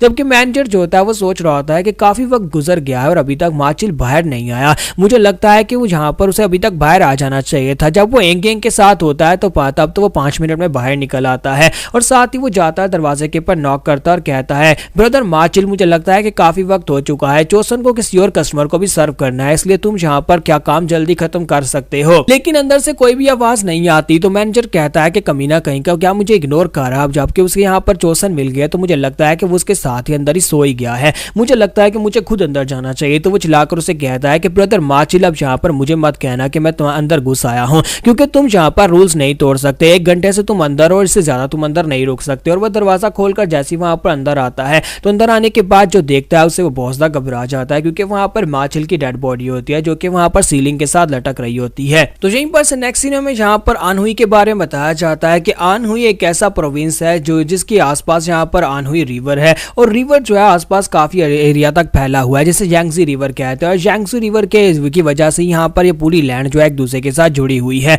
यांगजी रिवर के जरिए से यहाँ पर काफी सारे माल बेचने वाले लोग इस कॉर्नर में आते हैं और आकर काफी सारा माल बेचते हैं, जिसकी वजह से यहाँ पर काफी ढेरों सारा पैसा इकट्ठा होता है। अब जबकि यहाँ पर पैसा इकट्ठा होता है तो उसका मतलब जाकर लुटेरे और बैंडिट्स भी यहाँ पर आते होंगे और उन लुटेरे और बैंडिट्स को दूर रखने के लिए यहाँ पर 2 पावरफुल सेक्टर्स हैं, कुछ पावरफुल और सेक्टर्स भी हैं, लेकिन उनमें से 2 पावरफुल सेक्टर्स हैं जो कि इस पूरे झांगू के अंदर सारे का सारा हिसाब किताब रखते हैं और यहाँ पर जस्टिस को बहाल रखते हैं। उनमें से एक सेक्टर नैमगोंग क्लैन है जो काफी ज्यादा पावरफुल क्लैन है और दूसरा क्लैन डानरी क्लैन है। डानरी क्लैन और नैमगोंग क्लैन के लोग पिछले कई सालों से यहाँ पर ये सब कुछ कर रहे हैं, यानी कि जितने भी लुटेरे बैंडिट्स लोग हैं उन सभी लोगों के लिए वो राइटियस सेक्टर का काम करते हैं, उन सभी को सजा देते हैं। तो अब यहाँ पर इनकी डिटेल इसलिए बताई जा रही है क्योंकि यहाँ पर एक बहुत ही खास किस्म का इन्वेस्टिगेशन यूनिट है जो कि इस सभी मामलों को इन्वेस्टिगेट कर रहा है, क्योंकि यहाँ पर लेटली कुछ ऐसे काम हो रहे हैं जिसमें लोग सुसाइड कर रहे हैं और यहाँ पर सुसाइड होने की वजह भी उन्हें पता नहीं चल रही। इसी वजह से अब यहाँ पर अगली एपिसोड में पता चलेगा कि उन्हें यहाँ पर क्या कुछ पता चलने वाला है, क्या उन्हें सोसम के बारे में कुछ पता चल पाएगा कि ये सब कुछ जो कुछ भी कर रहा है वो सोसम कर रहा है या नहीं। तो गाइस कैसे हैं आप सब लोग। ट्रू साइको के एपिसोड 06 के साथ हाजिर हूं। तो लास्ट एपिसोड के एंड पे हमने देखा था कि मैं डानरी क्लैन के एक स्पेशल हाल के बारे में बताया जाता है कि वहां पर एक ब्लैक क्रो हाल के नाम का एक इन्वेस्टिगेशन यूनिट है जिसके लीडर का नाम की डाई ही होता है। तो की डाई हो जो होता है जहां पर हर किस्म के मामलात को इन्वेस्टिगेट कर दिया जिसमें मर्डरिंग शामिल होती है या किलिंग वगैरह इस तरह के जो भी वाक्य होते हैं। तो अब यहाँ पर पिछले एक महीने से ये हो रहा है कि काफी सारे लोग सुसाइड कर चुके हैं और उनके पास फिर से एक नई रिपोर्ट आती है। तो जब से वहां पर मास्टर की डाई हो उस पेपर को ओपन करते हैं और इस रिपोर्ट को पढ़ते हैं कि फिर से यहाँ पर एक नेचुरल सुसाइड का केस आया। उन्हें लगता है जैसे कि यहाँ पर एक सुसाइड प्लेग फैल गया हो, सभी लोग उन्हें सुसाइड करना शुरू कर दिया। अचानक से लोग यहाँ पर सुसाइड क्यों कर रहे हैं, तो वो कहते हैं पिछले कुछ महीनों से यहाँ पर ऐसा ही चल रहा है, लोग खुद से अपनी जान लेना शुरू कर दिया। जब भी यहाँ पर किसी को देखा जाए तो वो यहाँ पर किसी न किसी जगह के पर लटका हुआ मिलता है, यानी कि जब भी यहाँ पर कोई मरता है तो वो लटका हुआ मिलता है। जहाँ पर इतने ज्यादा सुसाइड क्यों हो रहे हैं, अगर हम लोग यहाँ पर पास की बात करें तो पहले जहाँ पर महीने में कोई एक सुसाइड हुआ करता था, लेकिन अब यहाँ पर एक महीने में इतने सारे लोग मर चुके हैं। इसका मतलब यह है कि कोई ना कोई तो इसके पीछे हो सकता है और मुझे लगता है कि यहाँ पर इसके पीछे कोई ना कोई जरूर है और कोई ना कोई ऐसा है जो कि ये जानबूझकर कर रहा है, यानी कोई साइको किलर है जो कि ये सब कुछ कर रहा है। क्योंकि सारे के सारे जितने भी सुसाइड हैं उनके जहां पर भी सुसाइड हुआ है वहां पर कोई भी सबूत नहीं मिला। आखिर मरने वाले को इतनी क्या जल्दी थी कि उसने मरने से पहले सारे के सारे सबूत भी मिटा दिए। मास्टर की डाई हो जो होते हैं जब इस मसले को इन्वेस्टिगेट कर रहे होते हैं तो उसी के साथ ही वो अपने कमांडर से पूछता है कि बताओ कि यहाँ पर सबसे पहला सुसाइड केस किसका था, कौन मरा था। तो वो बंदा उसे बताता है कि सर एक बंदा जिसका नाम माचिल था, वो एक वेपन स्टोर हाउस वर्कर था और वो यहाँ पर सबसे पहले मरा था, सबसे पहला सुसाइड उसी ने किया था और वो हमारी क्लैन का था। तो की डाई से कहता है क्या मतलब है हमारी क्लैन, क्या वो डानरी क्लैन का एक मेंबर था। वो कहता है जी सर वो डानरी क्लैन का ही एक मेंबर था। तो उसी के साथ ही मास्टर से कहते तो फिर मुझे उस लोकेशन के ऊपर लेकर चलो जहां पर उस माचिल ने सुसाइड किया था, मैं उस जगह को जाकर देखना चाहता हूं जहां पर वो मरा है। तो वो बंदा उसे बताता है कि सर वो एक वैश्या खाना में मरा था, एक रेस्टोरेंट है, एक होटल है जिसे फैंगजैंग इन कहते हैं, सभी लोग वहां पर मजे करने के लिए जाते हैं और मैंने जब इन्वेस्टिगेट किया तो पता चला कि वो अक्सर वहां पर एक लड़की के साथ मजे करने के लिए जाता था। लेकिन आपको खुद वहां पर जाने की जरूरत नहीं है, वो कोई अच्छी जगह नहीं है। तो लीडर उसे कहते हैं नहीं मुझे लगता है कि मुझे खुद इस मसले को हल करना चाहिए, ये मसला और भी ज्यादा बढ़ता जा रहा है, दिन ब दिन यहाँ पर केस बढ़ते जा रहे हैं। और इसी के साथ ही नेक्स्ट सीन जो होता है उसी होटल का दिखाया जाता है। ये लोग वहां पर पहुंचते हैं और वहां पर पहुंचने के बाद मैनेजर उन्हें उस लास्ट रूम में लेकर जाता है और कहता है जी सर यही वो रूम है। मैं यहाँ पर अच्छी तरह से मुझे याद है कि मैंने उसे यही रूम दिया था, मैंने उसे कहा था कि लास्ट रूम के सेकंड फ्लोर के लास्ट रूम के अंदर जाकर वेट करो, मैं वहां पर चोसन लड़की को भेजूंगा। मैं और चोसन हम दोनों को यहीं पर वो मिला था, वो ऊपर बीम के साथ उसकी बॉडी लटक रही थी। तो मास्टर वहां पर अंदर आते हैं और अंदर आने के बाद कहता है कि मुझे समझ नहीं आई कि आखिर एक बंदा यहाँ पर इस एक लड़की के साथ मजे करने के लिए आया और वहां पर आकर सुसाइड क्यों करेगा, वो यहाँ पर क्यों मरेगा, माचिल यहाँ पर क्यों मरा और किसने उसे मारा। और अंदर आने के बाद वो एक एक जगह को चेक करता है, वो दीवारों को चेक कर रहा होता है कि वहां पर लकड़ियां जो है बड़ी टाइटली लगी होती हैं और उनके अंदर कोई होल भी नहीं होता। ग्राउंड को चेक करता है कि उनको उखाड़ना भी पॉसिबल नहीं है। तो वो कहता है कि यहाँ पर कैसे कोई आकर अंदर आकर उसे मारकर वापस बाहर जा सकता है, क्योंकि मैनेजर ने कहा कि वो बाहर से अंदर आए थे। अगर वो बाहर से अंदर आए थे और अंदर से दरवाजा बंद था तो फिर यहाँ पर इसका मतलब यह है कि कोई ना कोई किसी दूसरे रास्ते से अंदर आया है। और इन रूम्स के अंदर खिड़कियां भी नहीं है क्योंकि स्पेशली जो लोगों के मजे करने के लिए रूम बनाए गए हैं। इसका मतलब यह है कि यहाँ पर सिर्फ और सिर्फ एक ही रास्ता हो सकता है कि दूसरे रूम के अंदर से कोई दीवार को उखाड़ कर अंदर आया हो। तो वो उस दीवार को चेक करता और कहता है लेकिन यहाँ पर इस दीवार के अंदर से भी कोई अंदर नहीं आ सकता। तो इसी के साथ जो मैनेजर से पूछता है कि मैनेजर क्या इसकी छत को ऊपर उठाया जा सकता है, कि छत को उठाकर अंदर आना पॉसिबल है। तो मैनेजर उसे कहता है नहीं सर इसकी छत को ऊपर उठाना बिल्कुल ही पॉसिबल नहीं है, क्योंकि छत को बहुत ही अच्छी तरह से यहाँ पर कीलों के साथ नीचे की दीवार के साथ लगाया गया है और यहाँ पर नीचे जो इसके बीम भरे गए हैं उन बीम्स के साथ इसको पूरी तरह से व्यवस्थित किया गया। इसका मतलब यह कोई भी छत को उठा नहीं सकता, ना ही यहाँ पर दीवार को उखाड़कर वापस दीवार को वहां पर लगा सकता है। तो मास्टर की डाई से कहते हैं इसका मतलब यह है कि यहाँ पर कोई बाहर से नहीं आया। फिर साथ ही वो उससे पूछते हैं कि साथ वाले रूम में कौन था, इसके नेबर वाले रूम में, यानी कि इसके साथ जो सेकंड रूम है उसके अंदर भी कोई ना कोई तो होगा और मुझे बताओ कि वो कौन था। तो वो उसे बताता है कि सर वो भी एक डानरी क्लैन का ही एक लड़का था, एक गूंगा लड़का है जो कि माचिल के लिए काम करता है, उसका नाम सोसैम है। यहीं पर से नेक्स्ट सीन हमारे सोसम का दिखाता है कि मां सोसम घोड़े को लेकर वॉक करने के लिए बाहर जा रहा था। साथ ही वो अपनी स्टेटस विंडो को ओपन करता और कहता है पिछले महीनों में मैंने जहां पर जितने भी लोगों को मारा है उन सभी को मारने के बाद मेरा स्किल लेवल जो है वो काफी ज्यादा बढ़ चुका है। मुझे लगता है कि बहुत ही जल्दी जब बार पूरा हो जाएगा तो मैं ब्रेक थ्रू करने के बाद लेवल 2 पर ब्रेक थ्रू कर लूंगा और जब मैं ब्रेक थ्रू कर लूंगा तो फिर मैं हो सकता है कि स्ट्रॉन्गर बन जाऊं। और साथ ही वो कहता है कि ये यहाँ पर ज्यादा इसलिए बढ़ा क्योंकि कल मैंने जिस बंदे को मारा था वो एक मार्शल आर्टिस्ट था। इसका मतलब यह है कि एक मार्शल आर्टिस्ट को मारने पर मुझे यहाँ पर ज्यादा पॉइंट्स मिलते हैं और ज्यादा एक्सपीरियंस मिलता है। जितना ज्यादा एक्सपीरियंस मिलेगा उतना ज्यादा मैं स्ट्रॉन्गर बनता जाऊंगा। और अगर मैं यहाँ पर मार्शल आर्टिस्ट को मारना चाहता हूँ तो फिर उसके लिए मुझे एक्सपीरियंस की जरूरत पड़ेगी, क्योंकि मार्शल आर्टिस्ट को मारना मेरे लिए बहुत ज्यादा मुश्किल है। उनके पास स्पेशल पावर्स होती है और वो की पावर्स के साथ मेरे पर अटैक कर सकते हैं। अभी तक मैंने जितने लोगों को मारा वो सारे के सारे कॉमनर्स थे, यानी कि आम इंसान थे।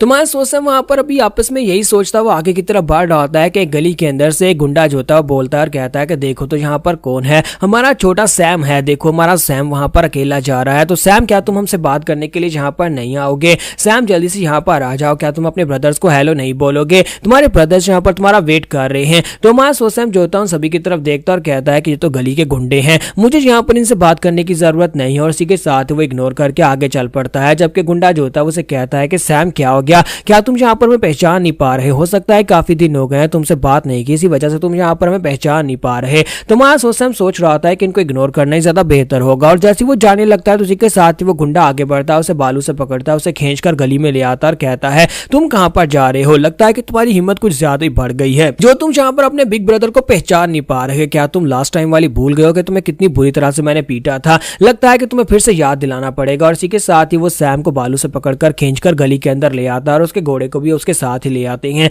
तो मैं सैम सोच रहा था क्या मैं इस कमीने को यहीं पर मार डालूं, और क्या इसे मारने के बाद मैं इसे सुसाइड का रूप दे सकता हूं, लेकिन गली के अंदर इसके साथ कुछ और भी गुंडे हैं, इतने सारे लोगों को मैं यहाँ पर कैसे मारूंगा? और वैसे भी यहाँ पर इन बेकार लोगों को मारकर मुझे क्या मिलने वाला है? इन सभी को मारकर मुझे कोई भी एक्सपीरियंस पॉइंट नहीं मिलेंगे। तो मैं सैम सोच रहा था कि चलो चल के इनके पास से कुछ 2-4 पंचेस खाते हैं, क्योंकि गली के गुंडे हैं, मुझे 2-4 पंचेस मारेंगे और फिर मुझे छोड़ देंगे, और उसके बाद मैं यहाँ पर से वापस चला जाऊंगा। लेकिन इसी के साथ ही वो उसे पीटना शुरू कर देते हैं, और जैसे ही वहां पर वो एक जबरदस्त पंच मारता है, इसी के साथ ही पीछे से एक बंदा निकल कर आता है और उसे कहता है कि बस बहुत हो गया। और ये बंदा जो होता है एक मार्शल आर्टिस्ट होता है, और वहां पर आने के बाद उसे कहता है कि मैं तुम लोगों से क्या कहा था कि सैम को यहाँ पर बड़े प्यार से लेकर आना है, लेकिन तुम यहाँ पर उसे खींचते हुए मारते पीटते लेकर आ रहे हो।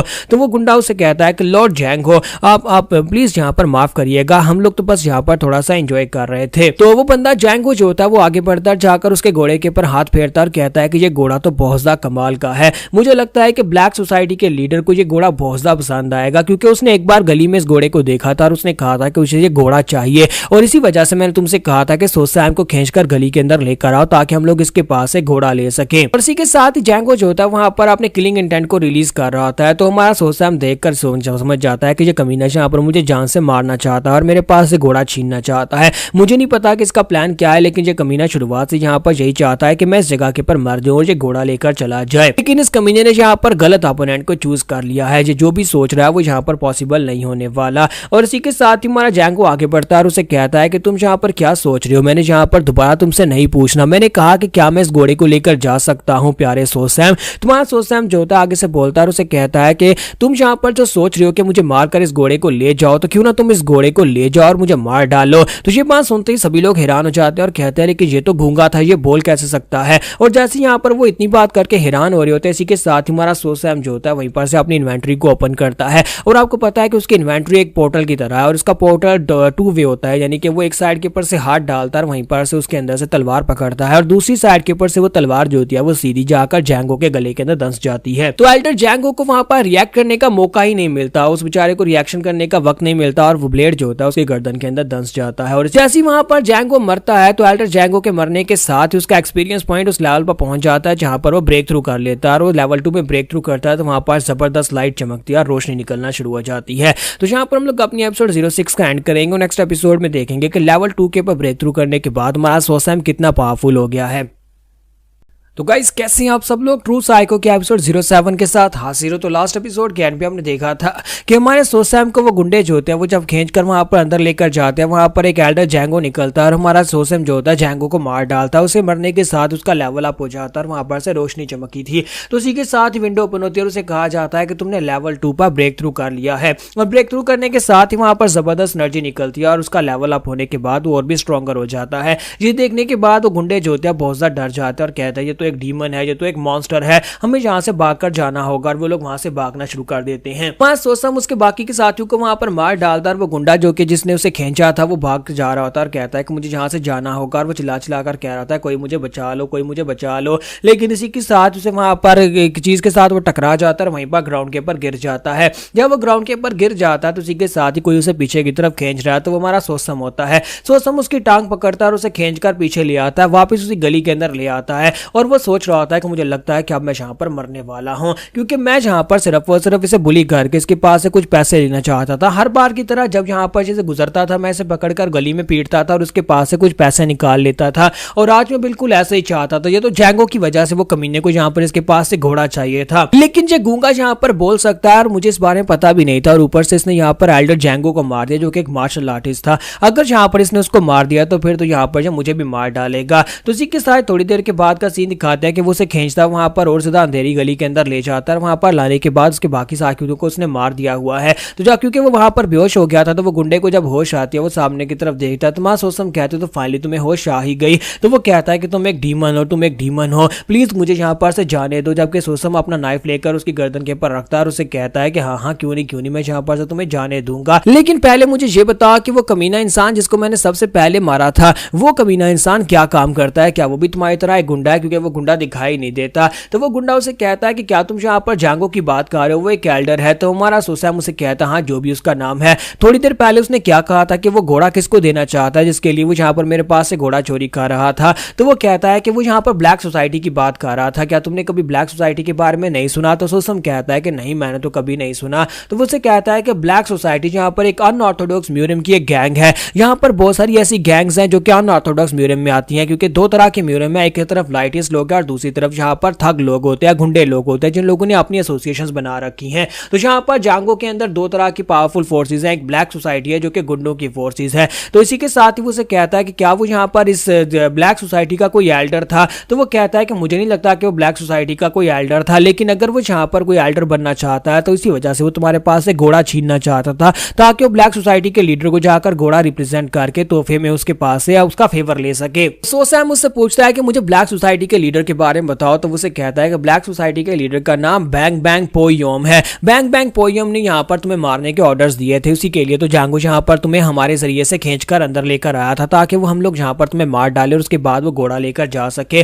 तो मां सोसम सोच रहा होता है कि अब मुझे यहाँ पर पहली बार पता चला है कि इस जगह के ऊपर अनऑर्थोडॉक्स ग्रुप भी हैं। यानी कि पहले तो यहाँ पर सारे के सारे मुझे यही पता था कि मार्शल मास्टर्स हैं, लेकिन मार्शल आर्टिस्ट के अलावा यहाँ पर मार्शल आर्टिस्ट को भी दो ग्रुप्स में तकसीम किया गया है। तो हमारा सोसम उसे कहता है कि अब मुझे यहाँ पर इस अनऑर्थोडॉक्स ग्रुप के बारे में हर एक चीज बताओ, तुम ब्लैक सोसाइटी के बारे में क्या जानते हो और इसके अलावा यहाँ पर और कितने ग्रुप्स हैं जो कि गुंडों के हैं, यानी कि इस तरह के अनऑर्थोडॉक्स ग्रुप हैं, उनके बारे में मुझे सब कुछ चाहिए होगा। अगर तुम मुझे बताओगे तो फिर मैं तुम्हें जिंदा छोड़ दूंगा। तो वो गुंडा बहुत ज्यादा खुश हो जाता है, कहता है कि इसका मतलब यह है कि मैं बच जाऊंगा, और इसी के साथ ही उसे वहां पर बताना स्टार्ट करता है। तो वो उसे यहाँ पर सारी डिटेल्स बता देता है, लेकिन साथ ही मां सोसम उसको मार डालता है और उसके मरने के बाद वो उसकी बॉडी को अपनी इन्वेंट्री के अंदर रख लेता है और कहता है कि मैंने यहाँ पर से हर एक सबूत मिटा दिया है, क्योंकि हर एक जगह को क्लीन करना पॉसिबल नहीं होता। और वहां पर वो आसपास देखता है और कहता है कि मैंने इस जगह को पूरी तरह से क्लीन कर दिया है। वहां पर उस जगह को क्लीन करने के बाद मां सोसम कहता है कि लेकिन आज मुझे यहाँ पर कुछ नई बातें पता चली हैं अनऑर्थोडॉक्स फैक्शन के बारे में, कि यहाँ पर अनऑर्थोडॉक्स फैक्शन भी है। पहले मैं यहाँ पर सिर्फ शिकार ढूंढ रहा था, फिर चाहे वो राइटियस फैक्शन से हो या फिर किसी और फैक्शन से हो,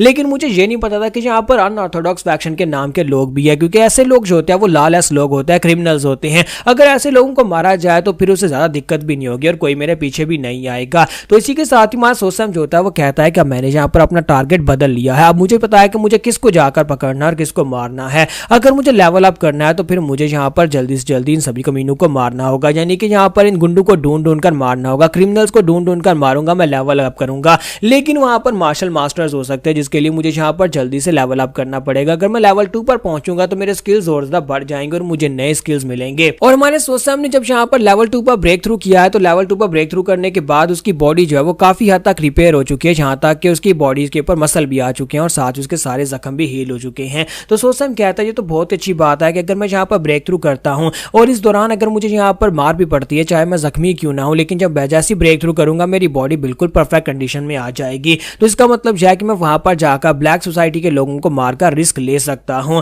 और साथ ही वो सोच रहा था लेकिन मुझे एक चीज जो है जो यहाँ पर खटक रही है वो ये कि जब मैं ब्रेक थ्रू करने वाला हूं, जैसे कि मैंने यहाँ पर लेवल 1 से ब्रेक थ्रू किया तो मेरी बॉडी के अंदर बहुत ही पावरफुल रोशनी चमकी थी जो कि यहाँ पर टेंशन ड्रा कर सकती है, बहुत सारे लोगों को एक जगह का इकट्ठा कर सकती है। इसी वजह से अब मुझे यहाँ पर कुछ ऐसा करना होगा कि जब मैं ब्रेक थ्रू करने वाला हूं तो मैं किसी ऐसी जगह के ऊपर हूं, किसी बंद कमरे के अंदर जहां पर कोई मुझे देख ना सके, या फिर जहां पर मैं किसी को मार रहा हूं उसे किसी ऐसी जगह के ऊपर ले जाऊं जहां पर कोई भी ना हो। क्योंकि यहाँ पर एक शिकारी जो होता है वो शिकारी एक ऐसा होना चाहिए जो कि पूरी तरह से अपने शिकार या फिर आसपास के माहौल में घुल मिल जाए और किसी को इस बारे में में पता भी ना चले कि एक शिकारी उनके बीचों बीच घूम रहा है। इसी वजह से मैं यहाँ पर ये करना चाहता हूँ। मुझे यहाँ पर एक बेस्ट हंटर बनना है। एक बेस्ट हंटर बनने के लिए जरूरी है कि मैं यहाँ पर आसपास के माहौल में पूरी तरह से घुल मिल जाऊं। फिर साथ ही वो कहता है कि अब मेरे पास सिर्फ एक ही मकसद है, लेवल अप करना है और इन गुंडों को मारना, इन सभी क्रिमिनल्स को मारना, और मुझे पता है कि मेरे दुश्मन मुझे कहां पर मिलेंगे। तुम्हारा सोच सैम जो होता है इसी के साथ ही वहां पर से चल पड़ता है वापिस अपने घर की तरफ। साथ ही वो सोच रहा होता है कि मुझे लगता है कि अगर जांगो में सर्वाइव करना है, इन मार्शल मास्टर्स के बीच में सर्वाइव करना है, तो मुझे लगता है कि यहाँ पर स्ट्रॉन्गर बनना ही पड़ेगा, जल्दी से जल्दी स्ट्रॉन्ग बनना पड़ेगा,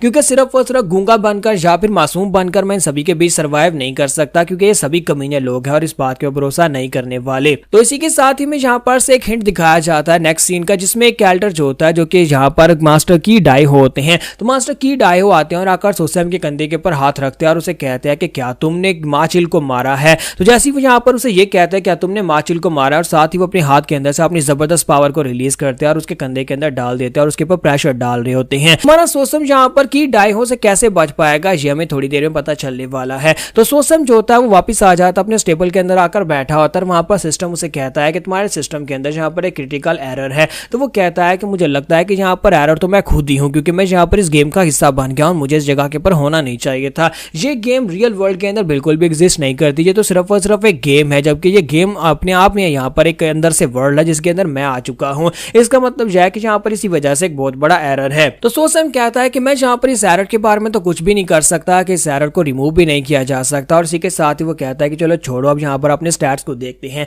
तो लेवल अप करने के बाद अब यहाँ पर जहाँ पर पहले उसके जितने भी जो उनके उसके पैसिव स्किल्स थे उनके अगर सवालिया निशान आ रहे थे, अब यहाँ पर उस जगह के ऊपर बार्स आ जाती हैं, यानी कि वो थोड़े बहुत बढ़ चुके होते हैं और अब यहाँ पर उसके पास क्वांटिटी आ रही होती है। तो हमारा जो सोसैम होता है वो कहता है कि मुझे लगता है कि मेरे स्किल्स यहाँ पर बढ़ रहे हैं थोड़ी देर पहले, यानी कि जब मैंने ब्रेक थ्रू नहीं किया था तब यहाँ पर सिर्फ क्वेश्चन मार्क्स आ रहे थे। इसका मतलब उस वक्त ये जीरो थे और अब यहाँ पर ये स्टार्ट हो चुके हैं, जैसे जैसे मैं लोगों को मारूंगा वैसे वैसे यहाँ पर ये बढ़ते जाएंगे। या फिर ये भी हो सकता है कि उस एरर की वजह से जो कि सिस्टम के अंदर है, जिस चीज मेरे जो स्किल्स हैं वो एक खास लेवल के ऊपर रुक चुके हैं और इससे आगे नहीं बढ़ पा रहे, क्योंकि सारे के सारे एक ही जगह के ऊपर रुके हुए होते हैं और उससे आगे बाहर नहीं बढ़ रहा होता। तो यहाँ पर हम लोग अपनी एपिसोड 07 का एंड करेंगे और नेक्स्ट एपिसोड में देखेंगे कि मास्टर की डाइहो जब यहाँ पर आएंगे तो क्या उनके पास कोई सबूत भी है, या फिर वो ऐसे ही आकर इसके ऊपर प्रेशर डाल रहे हैं कि क्या तुमने माचिल को मारा है।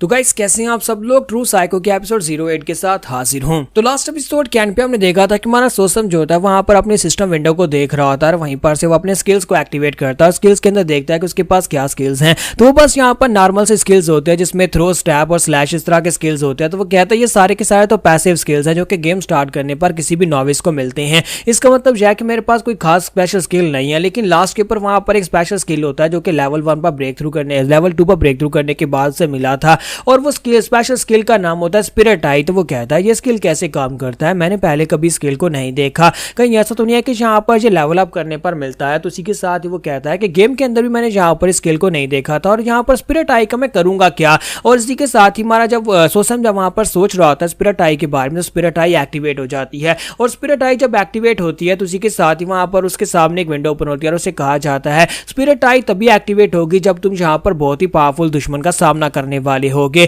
जब एक पावरफुल दुश्मन जो है वो तुम्हारे 20 मीटर के रेडियस में होगा तब यहाँ पर स्पिरिट आई एक्टिवेट हो जाएगी और तुम्हें बताएगी कि दुश्मन तुम्हारे करीब पहुंच चुका है। इसी के साथ ही वहां पर काउंट टाइमर स्टार्ट हो जाता है और उसे यहाँ पर 20 सेकंड्स का समय दिया जाता है कि 20 सेकंड के टाइम के अंदर वो यहाँ पर तुम्हारे पास पहुंच जाएगा। एक बहुत ही पावरफुल दुश्मन तुम्हारी तरफ आगे बढ़ रहा है और सिस्टम उसे वार्निंग दे रहा होता है और कहता है कि एक दुश्मन जिसके यहाँ पर पावर लेवल में तुम्हारे लेवल से 10 गुना ज्यादा पावर डिफरेंस है, यानी कि अगर देखा जाए अगर वो इस गेम का हिस्सा होता तो उसके पास यहाँ पर इस वक्त लेवल 10 होता और तुम इस वक्त लेवल 2 के ऊपर हो। तो वो कहता है कि ये क्या, इसका मतलब यह कोई बहुत ही पावरफुल मार्शल मास्टर मेरी तरफ आगे बढ़ रहा है। तो वो कहता है क्या मुझे यहाँ पर से भाग जाना चाहिए, मुझे क्या करना चाहिए। लेकिन साथ ही सोसम कहता है कि मुझे लगता है कि मैं यहाँ पर ऐसे ही घबरा रहा हूँ, ये कोई दुश्मन नहीं है, बल्कि यहाँ पर डानरी क्लैन के अंदर कोई दुश्मन कैसे आ सकता है और मेरा दुश्मन कैसे हो सकता है, क्योंकि डानरी क्लैन एक फेमस क्लैन है। यहाँ पर अगर इनके ऊपर अटैक हुआ है तो किसी का यहाँ पर मेरे पर आकर अटैक करने का क्या ही तुक बनता है, क्योंकि मैं तो सिर्फ और सिर्फ एक काम सा सर्वेंट हूँ और मुझे यहाँ पर मारने के लिए कोई क्यों आएगा। मुझे लगता है कि सिस्टम यहाँ पर जो भी मेरी तरफ आगे बढ़ा वो स्ट्रॉन्गर है, इसी वजह से उसे यहाँ पर मेरा दुश्मन कह के पुकार रहा है,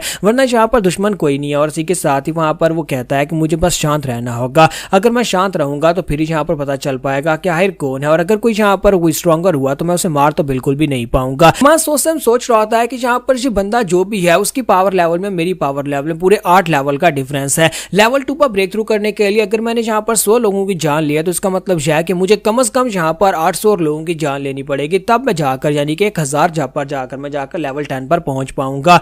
तो मुझे यहाँ पर फिलहाल के लिए उसके सामने अपना सर झुकाकर ही बैठना पड़ेगा। और इसी के साथ ही वहां पर टाइमर जो होता है वो 4 सेकंड, 3 सेकंड, 2 सेकंड, 1 सेकंड पर पहुंच जाता है। दरवाजा खुलता है, वहां पर की डाइहो अंदर आ जाते हैं, वो अपने कमांडर के साथ वहां पर अंदर आते हैं और सोसम उनके सामने खड़ा होता है। तो वो सोसम के पास आता है, उसके कंधे के ऊपर हाथ रखते हैं और कहते हैं कि लड़के क्या तुम्हारा नाम सोसम है? और साथ ही वो उसे कहता है क्या तुमने माचिल को मारा है? तो सोसम बहुत ज्यादा घबरा जाता है और आगे से वाह वाह करना शुरू कर देता है क्योंकि वो गूंगा होने की नौटंकी कर रहा है और कहता है कि मैं मुझे नहीं पता। लेकिन मास्टर जो होते हैं वहीं पर से अपनी एनर्जी को उसकी बॉडी के अंदर डालते हैं। जब वो अपनी की पावर को माय सोसम की बॉडी के अंदर डालते हैं उसे एक जबरदस्त झटका लगता है। तो सोसम को ऐसे लगता है जैसे उसकी बॉडी के अंदर वहां पर बिजली चली गई हो। लेकिन मास्टर की डाइहो जो होता है वो उसकी बॉडी को एग्जामिन कर रहे होते हैं, वो देखना चाहते हैं कि क्या इसकी बॉडी के अंदर कोई मार्शल आर्ट्स के ट्रेसेस हैं या नहीं। तो वो उसकी कोर तक जाते हैं जहां पर उसकी डेंटियान्स होती है और वहां पर उसकी कोर बिल्कुल एम्प्टी होती है। और इसी के साथ ही मास्टर पीछे की तरफ मुड़ जाते हैं। सोसम जो होता है वो उसे कहता है कि ठीक है बच्चे तुम रेस्ट करो, और साथ ही वो अपने लीडर से कहता है कि चलो यहाँ से चलते हैं।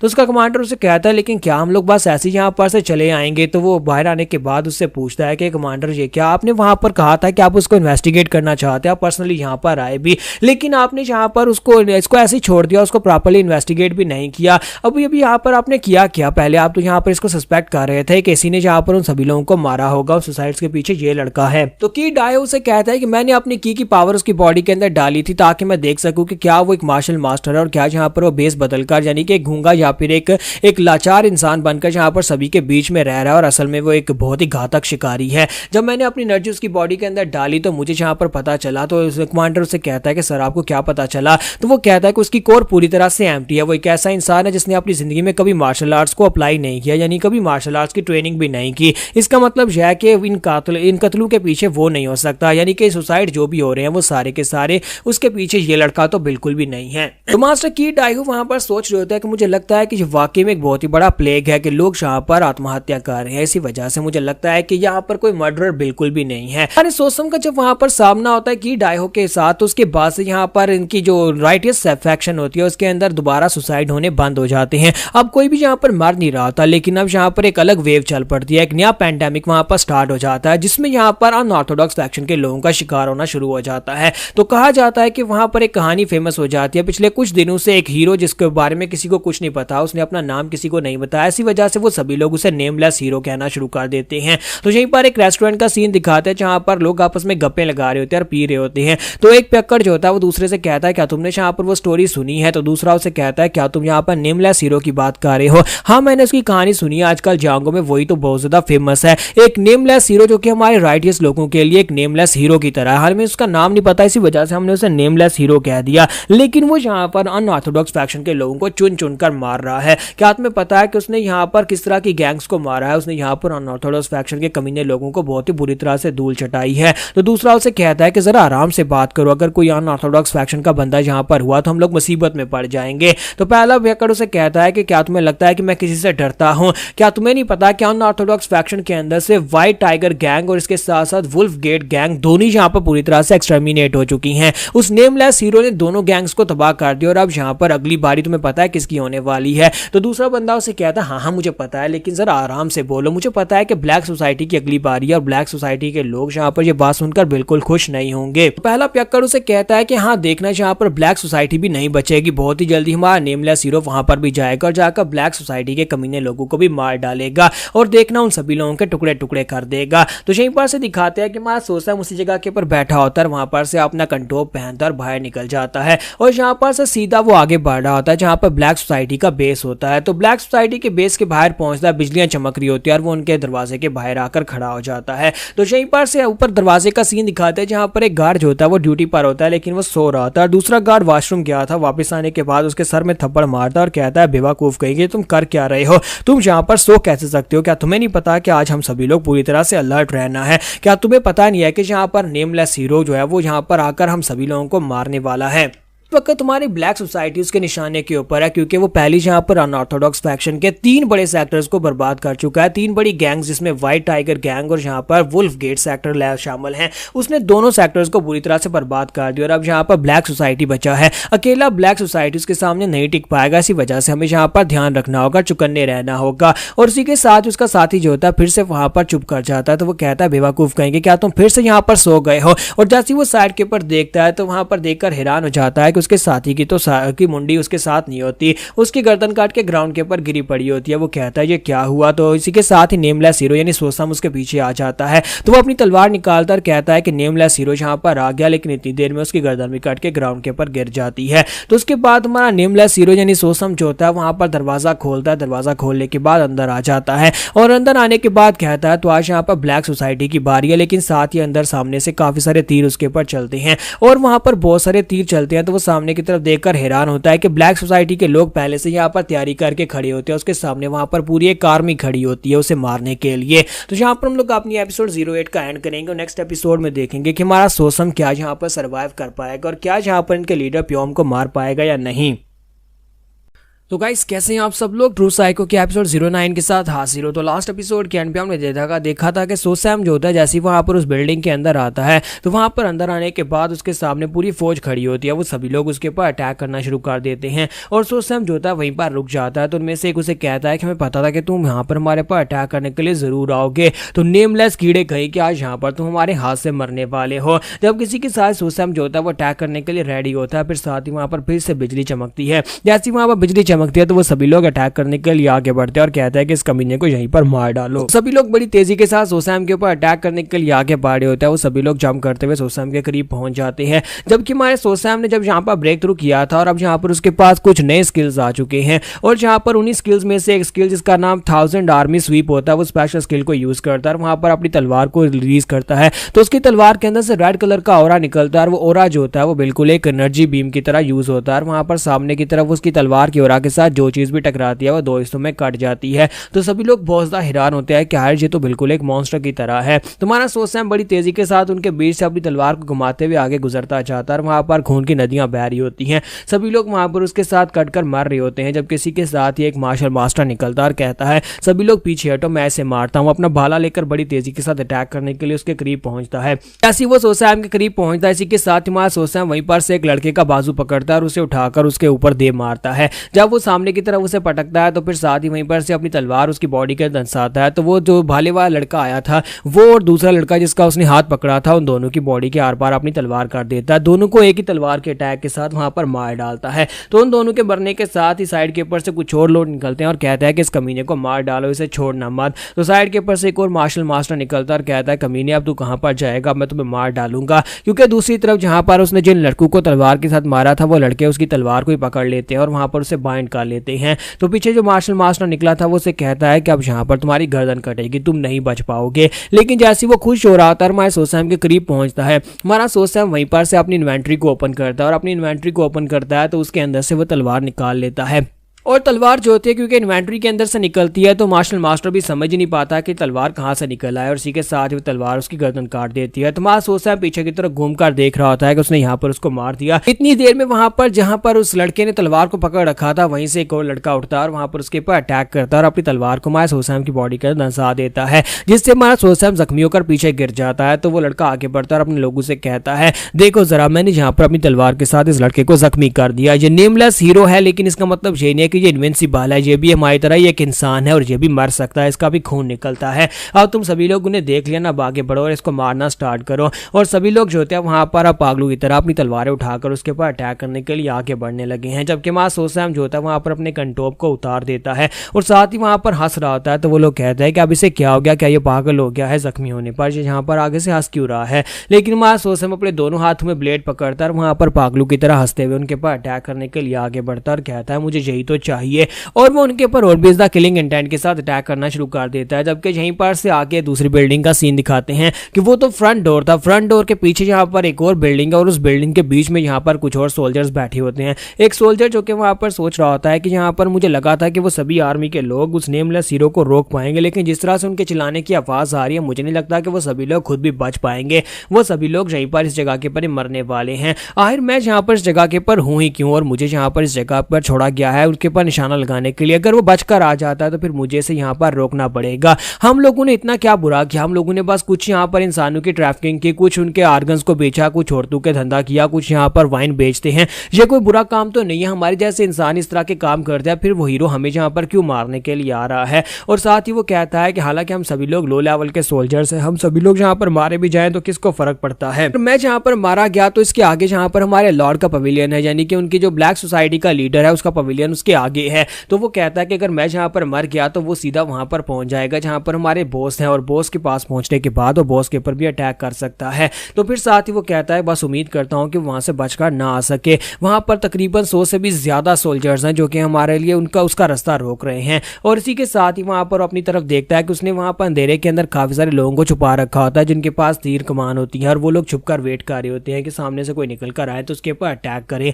और हमारा जो बंदा होता है वो कहता है कि इसमें हम लोग अंधेरे का फायदा उठाने वाले, लेकिन साथ ही वहां पर सामने का दरवाजा खुलता है और एक बंदा वहां से निकलता है। तो वो चिल्लाकर कहता है कि वो आ गया, उसके ऊपर अटैक करो, और सभी लोग अपने तीरों की बारिश शुरू कर देते हैं और उसे मार देते हैं। तो उसके ऊपर तीर लगते हैं और इसी के साथ वो बंदा जो सामने से निकला था वहीं पर ग्राउंड के ऊपर गिरता और मर जाता है। तो मोटा आदमी कहता है कि क्या वो मर गया, क्या हमने नेमलेस हीरो को मार दिया, लेकिन साथ ही वहां पर उसके पीछे जो उसके साथी होते हैं वो मरना शुरू हो जाते हैं। तो वो कहता है अब ये अचानक से क्या हो रहा है, यहाँ पर ये लोग क्यों मर रहे हैं, ये लोग चिल्ला क्यों रहे हैं, क्योंकि वहां पर अंधेरा होता है और उसे खुद भी कुछ दिखाई नहीं दे रहा होता। तो पीछे उठकर जाता और कहता है कि तुम लोगों को क्या हो गया, तुम सभी लोग यहाँ पर बोल क्यों नहीं रहे, तुम्हारे पर क्या अटैक हुआ है। तो वो आगे बढ़ता है तो जाकर देखता है कि उसके लोग मर चुके होते हैं। तो वो अपनी तलवार उठाता और कहता है कि क्या तुम वही नेमलेस हीरो हो, तुम एक राइटियस मास्टर हो, फिर तुम सभी लोगों को क्यों मार रहे हो। आखिर तुम यहाँ पर हमसे चाहते क्या हो, तुम्हें हमसे क्या चाहिए, हमने यहाँ पर ऐसा क्या बुरा काम किया है। तो हमारा हीरो जो होता है वहां पर से निकल कर आता है, फिर साथ ही वहां पर उसकी गर्दन काट देता और कहता है कि मैं यहाँ पर तुम्हें इस बारे में बिल्कुल भी नहीं बताने वाला कि तुमने क्या बुरा किया है और तुमसे क्या बुरा हुआ है।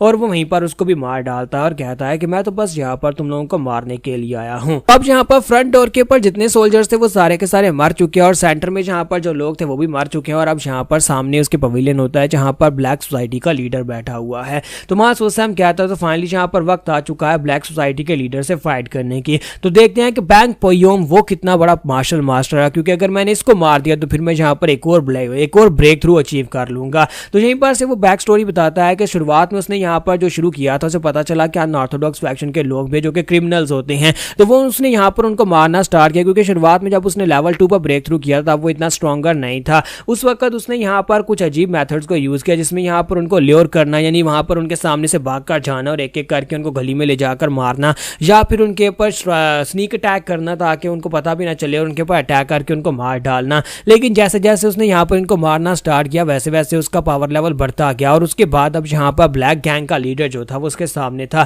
सॉरी व्हाइट टाइगर गैंग का लीडर उसके सामने था, क्योंकि व्हाइट टाइगर गैंग के काफी सारे लोग मारे गए थे। लेकिन जब उसने व्हाइट टाइगर गैंग के लीडर को मार डाला तो इसी के साथ ही ब्यूरिम के लोगों ने उसे सपोर्ट करना शुरू कर दिया और उसके बारे में कहानियां फैलाना शुरू कर दी कि एक नेमलेस हीरो है जो कि यहाँ पर राइटियस लोगों की मदद कर रहा है। हालांकि वो यहाँ पर अपने लिए सब कुछ कर रहा है, लेकिन उन्हें लगा कि वो यहाँ पर राइटियस लोगों के लिए सब कुछ कर रहा है, क्योंकि वो कमीने अनऑर्थोडॉक्स फैक्शन के कमीने क्रिमिनल्स लोगों को मार रहा था। सोसैम कहता है कि जब मैंने व्हाइट टाइगर लीडर को मारा था उस वक्त मैंने 5वें लेवल पर ब्रेक थ्रू कर लिया था, और 5वें लेवल पर ब्रेक थ्रू करने के बाद मुझे 2 नए स्किल्स मिले थे। एक लाइट फुट टेक्निक थी और दूसरा 3 पावर स्वर्ड स्टाइल टेक्निक थी।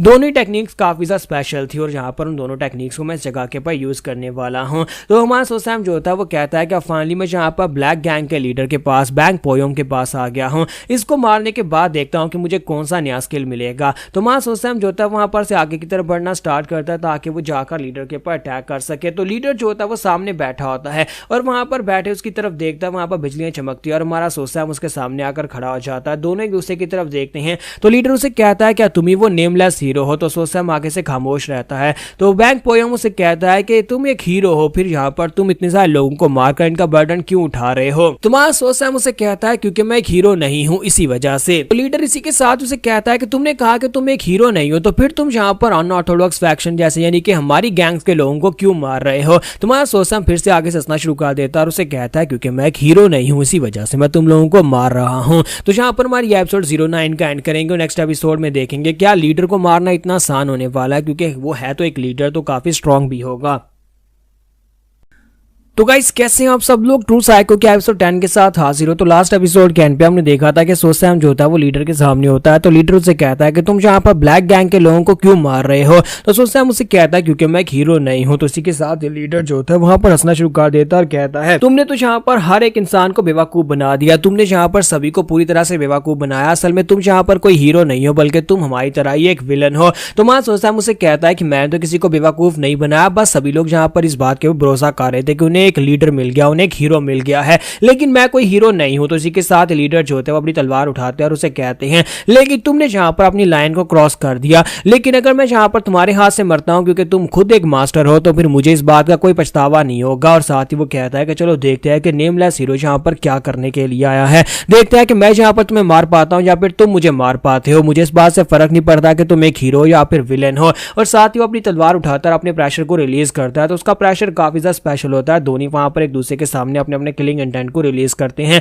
फिर साथ ही दोनों बड़ी तेजी के साथ गायब हो जाते हैं, एक दूसरे के ऊपर अटैक करना शुरू कर देते हैं। दोनों वहां पर एक दूसरे के ऊपर अपने तलवारों के साथ अटैक कर रहे होते हैं, लेकिन जहां पर जिसको ज्यादा हिट लग रही होती है वो सोसैम होता है। तुम्हारे सोसैम को वहां पर बार बार हिट्स लग रही होती है और उसकी ब्लीडिंग हो रही होती है, और सोसैम को खुद भी यहाँ पर इस बात की समझ नहीं आ रही थी कि यहाँ पर उसके ऊपर हिट्स क्यों लग रही हैं। और इसी के साथ ही लीडर जो होते हैं बार बार उसके ऊपर हिट लगाते हैं, वो उसके बाजू के ऊपर अटैक किए जा रहे होते हैं और हमारे सोसैम का बाजू जो होता है वो जख्मी हो रहा होता है। सोसैम कहता है कि ये कैसे हो रहा है, वो बार बार जख्मों के ऊपर अटैक किए जा रहा है, जहां पर पहले से हिट लगी है वहीं पर वो फिर से हिट लगा रहा है। तो सोसैम पीछे हटता है, अपने बाजू की तरफ देखता है, तो लीडर उसे कहता है लगता है कि तुम्हारी बॉडी पहले से यहाँ पर बुरी हालत में है, तुम्हारी शेप तो यहाँ पर काफी ज्यादा बुरी है। और साथ ही वो फिर से उसके ऊपर अटैक करने के लिए आगे बढ़ता है, उसके करीब जाकर फिर से अपनी तलवार घुमाकर अटैक करता है। सोसैम अपनी तलवार के साथ अटैक को ब्लॉक तो करता है, लेकिन इसी के साथ ही लीडर जो होता है फिर से उसके बाजू के ऊपर हिट लगा देता है। तो वहां सोसैम कहता है कि मैं उसके अटैक्स को ब्लॉक भी किए जा रहा हूँ, लेकिन इसके बावजूद वो बार बार मेरे बाजू को हिट कैसे कर रहा है, मुझे समझ नहीं आ रही कि बार बार यहाँ पर मेरे बाजू को हिट क्यों कर रहा है, यानी कैसे कर रहा है।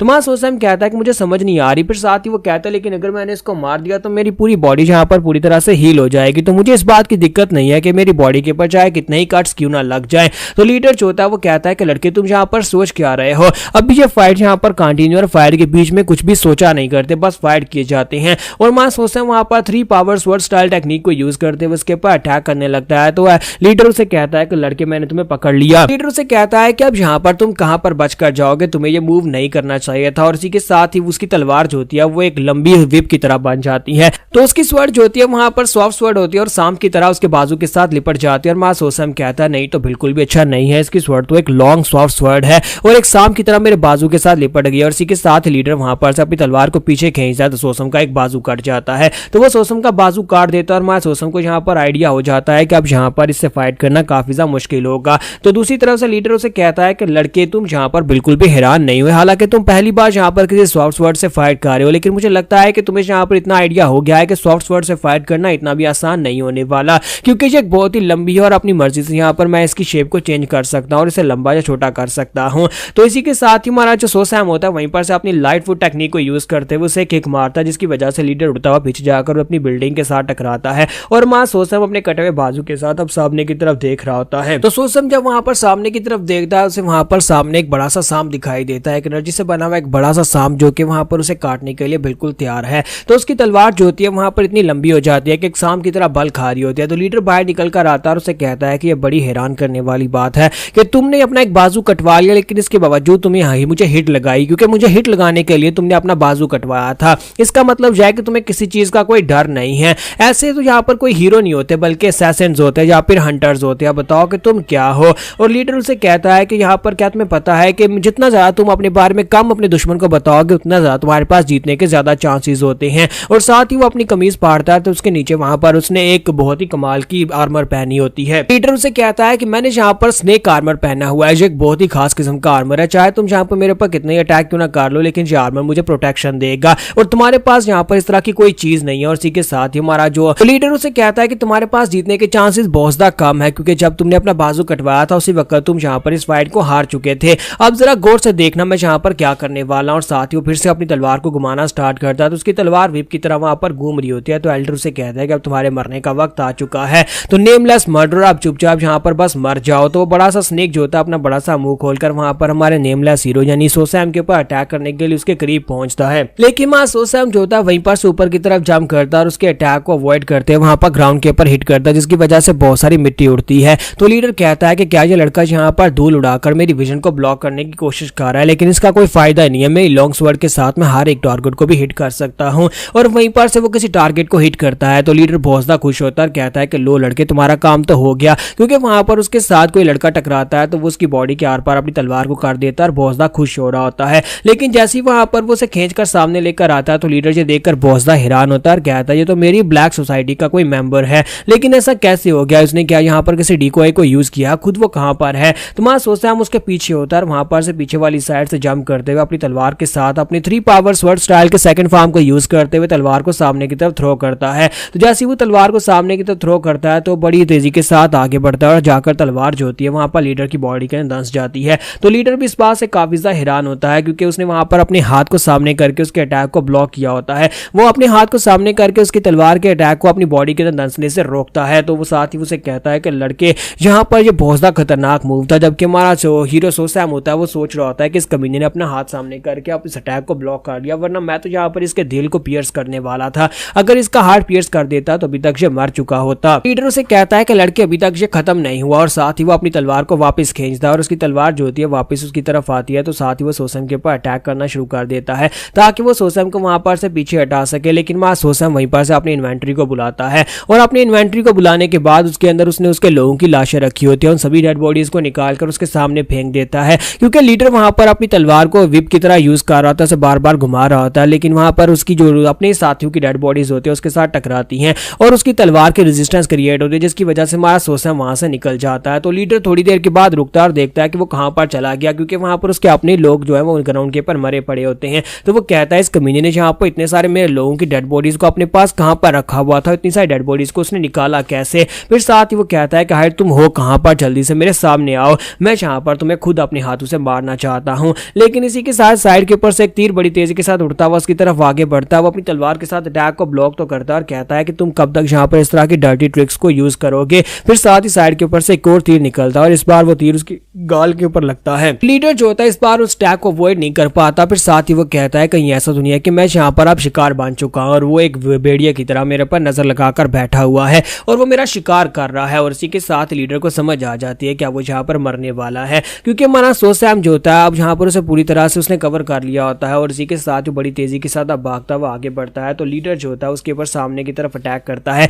लेकिन फिर से वहां पर कुछ नहीं होता, उसकी तलवार खाली वहां पर से वापस आती है। जब उसकी तलवार वहां पर से खाली वापस आती है तो लीडर अब यहाँ पर बहुत ज्यादा गुस्सा हो जाता है और इतनी देर में एक तलवार उसकी बॉडी के आर पार हो जाती है। तो हमारा सोसैम पीछे वाली साइड से निकलता है, अपनी तलवार को उसकी बॉडी के पार कर देता है, जिसकी वजह से लीडर जो होता है अब यहाँ पर जख्मी हो जाता है। वो कहता है कमीने कहीं के, हाय तुमने यहाँ पर मुझे मार ही डाला, फाइनली तुमने यहाँ पर ब्लैक गैंग के हर एक मेंबर को मार दिया, यानी कि मैं यहाँ पर आखिरी बचा हुआ मेंबर था और तुमने मुझे भी मार दिया। लेकिन क्या तुम्हारे पास यहाँ पर इसकी कोई वजह है हम सभी को मारने की? वहां सोसैम उसे कहता है क्या मुझे यहाँ पर तुम्हारे जैसे लोगों को मारने के लिए वजह की जरूरत है? ये तो हमेशा से होता है, इंसान एक दूसरे को मारते आए हैं, ये कोई पहली बार तो नहीं हुआ कि कोई इंसान किसी दूसरे इंसान को मार रहा है। तो यहाँ पर हमारी एपिसोड 10 का एंड होगा और नेक्स्ट एपिसोड में देखेंगे अब हमारे सोसैम का अगला टारगेट क्या होने वाला और कौन होने वाला है। क्योंकि इस एरिया में जितने भी यहाँ पर अनऑर्थोडॉक्स फैक्शन की गैंग्स थी उन सभी को तो उसने मार दिया, उन सभी लोगों को उसने मार दिया और अब यहाँ पर वो राइटियस लोगों को तो नहीं मारेगा क्योंकि उससे मुश्किल क्रिएट होगी। तो गाइस कैसे हैं आप सब लोग? ट्रू साइको के एपिसोड 11 के साथ हाजिर हूं। तो लास्ट एपिसोड के एंड पे हमने देखा था कि हमारा ट्रू साइको जो होता है वहां पर लीडर बोंग पियोंग को मार डालता है और उसके मरने से पहले वो उससे पूछता है कि यार तुम ये सब कुछ कर क्यों रहे हो? तो वो उसे कहता है क्या मुझे यहाँ पर ये करने की कोई वजह चाहिए? क्योंकि इंसान तो सदियों से यहाँ पर दूसरे इंसानों को मारते आ रहे हैं। जब इंसान कभी बंदर हुआ करते थे तब भी वो यहाँ पर दूसरे बंदरों को मारते थे और अब जबकि यहाँ पर सिविलाइजेशन इतनी ज्यादा एडवांस हो चुकी है तब भी इंसान दूसरों को मारते हैं और तुम्हारी म्यूरम इससे डिफरेंट नहीं है, जो यहाँ यहाँ पर स्ट्रांग है वो कमजोर को मार डालता है, यानी कि इंसान एक दूसरे का शिकार करते आए हैं और मैं भी यहाँ पर एक शिकारी हूँ जो कि तुम्हारे जैसे कमजोर लोगों का शिकार करता हूँ। अब यहाँ पर तुम्हारे मरने का वक्त आ चुका है और इसी के साथ ही वो उसको मार डालता है और उसके मरने के साथ ही वहाँ पर जबरदस्त लाइट चमकती है क्योंकि हमारा सोसैम जो होता है वो ब्रेक थ्रू कर लेता है और उसका ब्रेक थ्रू होने के बाद सोसैम का बाजू भी पूरी तरह से रिकवर हो जाता है। तुम्हारा सोसैम कहता है कि लो मेरा बाजू वापस आ गया है और मैंने यहाँ पर फाइनली ब्लैक गैंग के सभी लोगों को मार दिया है। तो ब्लैक गैंग का एक एक बंदा उसने चुन चुन कर मार दिया होता है, सारी की सारी ब्लैक गैंग्स मर चुकी हैं और उसने जितना ब्रेक थ्रू करना था वो कर लिया। और अब वो कहता है कि अब मुझे लगता है कि अगली स्टेज के ऊपर जाना पड़ेगा, मुझे ऐसी जगह के ऊपर जाना है जहां पर स्ट्रांग जो होते हैं वो भी स्ट्रांग का शिकार बन जाते हैं, यानी कि तुम जहां पर स्ट्रांग हो तुमसे ऊपर कोई ना कोई स्ट्रांग जरूर होता है। मैं म्यूरम में जाने वाला हूं क्योंकि फिलहाल के लिए तो वो डांदरी क्लैन में, लेकिन जब वो रियल दुनिया में जाएगा यानी रियल म्यूरम के अंदर जाएगा जहां पर पांचों बड़े क्लैंस जो हैं वो एक दूसरे से लड़ते झगड़ते रहते हैं, तो वहां पर उसे शिकार करने का ज्यादा मौका मिलने वाला है। और इसी के साथ ही एक सीन में डिमोनिक कल्ट का दिखाया जाता है और आपको पता है कि म्यूरम हो और वहां पर डिमोनिक कल्ट का नाम ना आए ऐसा तो हो ही नहीं सकता। तो डिमोनिक सेक्टर का सीन दिखाते हैं जहां पर लीडर जो होता है वो अपने एक साथी से पूछता है कि बताओ कि ऑर्थोडॉक्स डीमन वार में कितना वक्त रह गया है। तो उसका एडवाइजर उसे कहता है कि सर सिर्फ 2 साल के बाद हम लोग उनके ऊपर फुल ऑन अटैक कर सकते हैं। तो वो कहता है कि 2 साल रह गए हैं यानी कि बहुत ही कम समय बचा है, तो क्या हम लोग अपने ग्रैंड प्लान को स्टार्ट करने के लिए थोड़ी सी कमोशन स्टार्ट करें। तो वो एक बंदा जिसका नाम वैंग मून होता है उसे कहता है कि वैंग वून क्या तुम रेडी हो। तो वो कहता है जी सर, जब आप कहेंगे मैं तब जहां पर अटैक करना शुरू कर दूंगा। तो वो उसे कहता है कि जाओ जाकर उनको बताओ कि डिमोनिक फैक्शन अभी तक जिंदा है। तो यहीं पर से नेक्स्ट सीन जो होता है हमें दिखाया जाता है सोसैम का, कि सोसैम अपने घोड़े को लेकर जा रहा होता है गली में और जहां पर गलियों में काफी ज्यादा शांति है क्योंकि ब्लैक सोसाइटी के सभी लोग मर चुके हैं और सभी क्रिमिनल्स जो हैं इस पूरे एरिया के अंदर जितने भी थे वो सारे खत्म हो चुके हैं। तो सोसैम जब चलता हुआ जा रहा होता है तो वहां पर कुछ लोग बैठे आपस में गप्पे लगा रहे होते हैं। एक कहता है क्या तुमने न्यूज सुनी है, क्या तुमने सुना कि ब्लैक सोसाइटी का लीडर भी मारा गया है और उसके साथ साथ पूरी की पूरी ब्लैक सोसाइटी अब खत्म हो गई है। तो दूसरा उसे कहता है कि हाँ मैंने सुना है, इसी वजह से तो आजकल कोर्टेशियन और मर्चेंट्स काफी ज्यादा खुश हैं क्योंकि अब यहाँ पर मर्चेंट्स को कोई लूटेगा नहीं और कोर्टेशियंस की कोई इज्जत नहीं लूटेगा, तो वो सभी लोग इसलिए ज्यादा खुश है। तो दूसरा उसे कहता है कि मुझे लगता है कि अब यहाँ पर उस नेमलेस हीरो को नेमलेस हीरो नहीं बल्कि नेमलेस ग्रेट हीरो कहना चाहिए क्योंकि उसने यहाँ पर हमारे लिए जो कुछ भी किया है वो बहुत ज्यादा अच्छा है। जबकि एक तीसरा बंदा उनके पास खड़ा होता है और उनसे कहता है कि मुझे तो यहाँ पर उसके ये सब कुछ करने के पर अभी भी शक है, क्या है कोई यहाँ पर इतना अच्छा कैसे हो सकता है कि उसने हमारे लिए यहाँ पर जितने भी ब्लैक सोसाइटी के लोग थे सभी को मार डाला। तो दूसरा उसे कहता है क्या तुम्हें दिखाई नहीं दे रहा कि यहाँ पर कोई कुछ नहीं करने वाला था, डांदरी क्लैन हो या फिर 5 ग्रेट क्लैंस हो, कोई यहाँ पर उन गुंडों के खिलाफ कुछ नहीं कर रहा था, जबकि वह गुंडे उन्होंने हमारे साथ क्या कुछ बुरा नहीं किया, उन्होंने यहाँ पर हमारी लड़कियां उठा लेते हैं, हमें लूट लेते हैं और हमें यहाँ पर जब चाहे उनका दिल करता है वे मार डालते हैं। तो तुम्हें नहीं लगता कि उस नेमलेस हीरो ने जो कुछ भी किया है वो अच्छा किया है। मैं तो यहाँ पर उसके नाम के गुण गाऊंगा यहाँ तक कि मैं यहाँ पर जश्न मनाऊंगा। आज का पूरा दिन हम लोग जश्न मनाएंगे क्योंकि हमारे बोंगयांग के अंदर हर एक किस्म का क्राइम खत्म हो गया, कोई क्रिमिनल जिंदा नहीं बचा। तो दूसरा उसे कहता हाँ तुमने बिल्कुल ठीक कहा, राइट, ये सेक्टर्स किसी काम के नहीं है हमारे लिए। तो यहाँ पर जो नेमलेस हीरो एक देवता बनकर आया है जिसने हमारे लिए यहाँ पर इतना कुछ किया, हम आम लोगों को इससे काफी ज्यादा फायदा होगा। तो इसी के साथ ही उनमें से जो तीसरा होता है वो कहता है कि मुझे तो यहाँ पर अभी भी इस बात के ऊपर शक है, जबकि उनमें से एक उठकर खड़ा हो जाता है और कहता है कि मैं तो यहाँ पर चीख चीख कर कहूंगा कि नेमलेस हीरो तुम महान हो, तुमने हमारे लिए जो कुछ भी किया है हम सभी लोग तुम्हारे नाम के लिए चीयर करेंगे। और वहां पर जैसे ही वो उठकर खड़ा होता है दूसरा भी उठकर खड़ा हो जाता है और देखते ही देखते वहां पर सभी लोग जो होते हैं वो गली के बीचों बीच आ जाते हैं। सभी लोग वहां पर जश्न मनाना शुरू कर देते हैं और कहते हैं कि आज का दिन हम लोग जश्न मनाएंगे नेमलेस हीरो के नाम से जिसने हमारे लिए इतना कुछ किया है। और मां सोसैम उन सभी को देख रहा होता है कि पागलों की तरह सभी लोग वहां पर उसके नाम के जश्न मना रहे हैं जबकि वो अपने मकसद के लिए जहां पर सभी लोगों को मार रहा था। तो मां सोसैम कहता है कि लगता है कि वक्त आ चुका है इस जगह को छोड़कर जाने का, अब इन कमीने राइट केस लोगों को तो मैं नहीं मारूंगा, मुझे जाकर कोई और क्रिमिनल्स ढूंढने होंगे। तो इसी के साथ ही जब वो रात के वक्त वापस पहुंचता है क्योंकि डेली उसकी यही रूटीन होती है, उसे घोड़े को बाहर लेकर जाना होता है, उसे चराकर या फिर उसे वॉक करवाकर वापस लाना होता है। जैसे ही वो अपने स्टेबल के पास पहुंचता है तो वहां पर विंडो ओपन होती है, उसकी स्पिरिट आई एक्टिवेट होती है और उसे कहा जाता है कि तुम्हारे लेवल से 10 लेवल अबव कोई पावरफुल बंदा तुम्हारा स्टेबल के अंदर है। तो वो कहता है क्या है यहाँ पर मेरे स्टेबल के अंदर कौन हो सकता है। तो वो दरवाजा खोलकर अंदर आता है तो वहां पर सामने देखता है की डायो वहां पर खड़ा होता है। तो की डाओ जो कि ब्लैक रो हॉल का मास्टर है और उसके साथ वहां पर सेक्टर लीडर खड़ा होता है डांदरी क्लैन का। तो वो कहता है कि ये कमीना यहाँ पर क्या कर रहा है, इसका मतलब यह है कि ये यहाँ पर कोई ट्रबल काज करने के लिए आया होगा, इसे कहीं पता तो नहीं चल गया। तो इसी के साथ ही वहीं पर घुटने टेक देता है। तो मास्टर जो होते हैं वहां पर आके बढ़ते हैं, घोड़े को जाकर प्यार करते हैं और कहते हैं कि मुझे लगता है कि फाइनली यहाँ पर इस घोड़े को बाय बोलने का वक्त आ चुका है, मैंने इतने प्यार से इस घोड़े को पाला है। जबकि हमारा जो सोसैम होता है वो उसके पाँव से निकल निकलने वाली हवा को चेक कर रहा था, क्योंकि सेक्टर लीडर जो है वो यहाँ पर सेक्टर लीडर है और ऊपर से एक सुप्रीम मास्टर है इस मार्शल आर्ट्स का। इसी वजह से उसकी जहाँ पर वो खड़ा होता है वहीं पर से एयर प्रेशर निकल रहा होता है। तो सेक्टर लीडर जो होते हैं सोसैम के ऊपर तो कोई ध्यान नहीं देते और साथ ही वो कहते हैं कि आप जबकि यहाँ पर फुल मून आने वाला है और मैंने सुना है कि नामगोंग क्लैन की सेकंड डॉटर की वो शादी करने वाले हैं, इसी वजह से मैं चाहता हूँ कि इस घोड़े को उन्हें गिफ्ट में दिया जाए और मैं चाहता हूँ कि उनकी सेकंड डॉटर की शादी जो है वो यहाँ पर हमारे डांदरी क्लैन में हो। तो ये बात सुनने के बाद की डायो से कहते हैं तो क्या आप यहाँ पर अपना फेवरेट घोड़ा उनको गिफ्ट में देने वाले हैं, क्या ये एक वेडिंग गिफ्ट होगा? तो उसे कहते हैं कि हाँ ये एक वेडिंग गिफ्ट होगा, मैं चाहता हूँ कि उस लड़की की शादी मेरे क्लैन के मेरे बेटे के साथ हो, क्या तुम समझ रहे हो इस बात को? तो जहाँ पर अगर मुझे इसके लिए घोड़ा तो क्या मुझे किसी और की जान भी देनी पड़े तो मैं उसकी जान भी देने को तैयार हूँ, बस यहाँ पर उनकी बेटी की शादी मेरे क्लैन में हो जाए। तो इसी के साथ ही मास्टर की डायो से कहते हैं लेकिन आपको पता है कि डांदरी क्लैन जो है वो नामगोंग क्लैन के मुकाबले में बहुत ज़्यादा छोटा, और क्या आपको लगता है कि वो अपनी बेटी की शादी जहाँ पर हमारे क्लैन के किसी डिसाइपल से करेंगे? क्या ये एक डिसाइपल सेरेमनी होने वाली है जहाँ पर एक शादी की सेरेमनी होने वाली है? तो सेक्टर लीडर जो होता है वो गुस्से के साथ उसे कहते हैं कि क्या तुम्हें मेरी बात की समझ नहीं आ रही, मैं तुमसे क्या कह रहा हूँ? तो की डायो से कहते हैं लेकिन सर वो यहाँ पर इसके लिए नहीं मानेंगे। तो सेक्टर लीडर उसे कहते हैं कि हाँ मुझे पता है कि वो इस बात के लिए नहीं मानेंगे, इसी वजह से मैं तुम्हें कह रहा हूँ चाहे कुछ भी करो, चाहे किसी भी मेथड को यूज करो, लेकिन ये होना चाहिए। और साथ ही वो उसके कंधे के ऊपर अपनी एनर्जी के साथ प्रेशर डालते हैं और उसे कहते हैं कि अब ये तुमने करना है, मैं चाहता हूँ कि वहां पर जाओ, अपनी स्क्वाड को लेकर जाओ और जाकर उनके सामने मेरे बेटे को रिप्रेजेंट करो और उनकी सेकंड डॉटर की शादी हर हाल में मेरे बेटे के साथ ही होगी, वरना तुम्हें इसके कॉन्सिक्वेंसेस फेस करने पड़ेंगे। और साथ ही वो कहता है कल सुबह तुम लोग यहाँ पर से निकलोगे? तो वो कहता है जी सर हम लोग कल सुबह यहाँ पर से निकलेंगे। और साथ ही वहां पर जाने से पहले सेक्टर लीडर जो होते हैं उसे कहते हैं और ये चीज जो ग्राउंड के ऊपर गिरी पड़ी है, सर झुकाकर बैठी है, इसे भी अपने साथ ले जाना, ये घोड़े को बहुत अच्छे से संभाल सकता है और घोड़े को संभालने के लिए तुम्हें इस बेकार घटिया सी चीज की जरूरत पड़ेगी। वो सोसैम के बारे में बात कर रहा होता है, वहां पर ऑर्डर देने के बाद वो चला जाता है। तो की डायो जो होते हैं वहां पर सोसैम की तरफ देखते हैं और सोसैम जो होता है वो उसकी तरफ देखता है और उसे कहता है कल सुबह तैयार रहना, और फिर साथ ही वो भी चले जाते हैं। तो अगले दिन सुबह का सीन दिखाता है कि माँ सोसैम जो होता है वहां पर तैयार हो जाता है और घोड़े को भी उसने रेडी कर दिया होता है। तो माँ सोसैम कहता है कि आखिर मुझे यहाँ पर ऐसा क्या करना पड़ेगा कि मैं भी मार्शल आर्टिस्ट बन जाऊं? हालांकि मैंने क्लैन के सभी लोगों की मार्शल आर्ट्स को कॉपी करने की कोशिश की,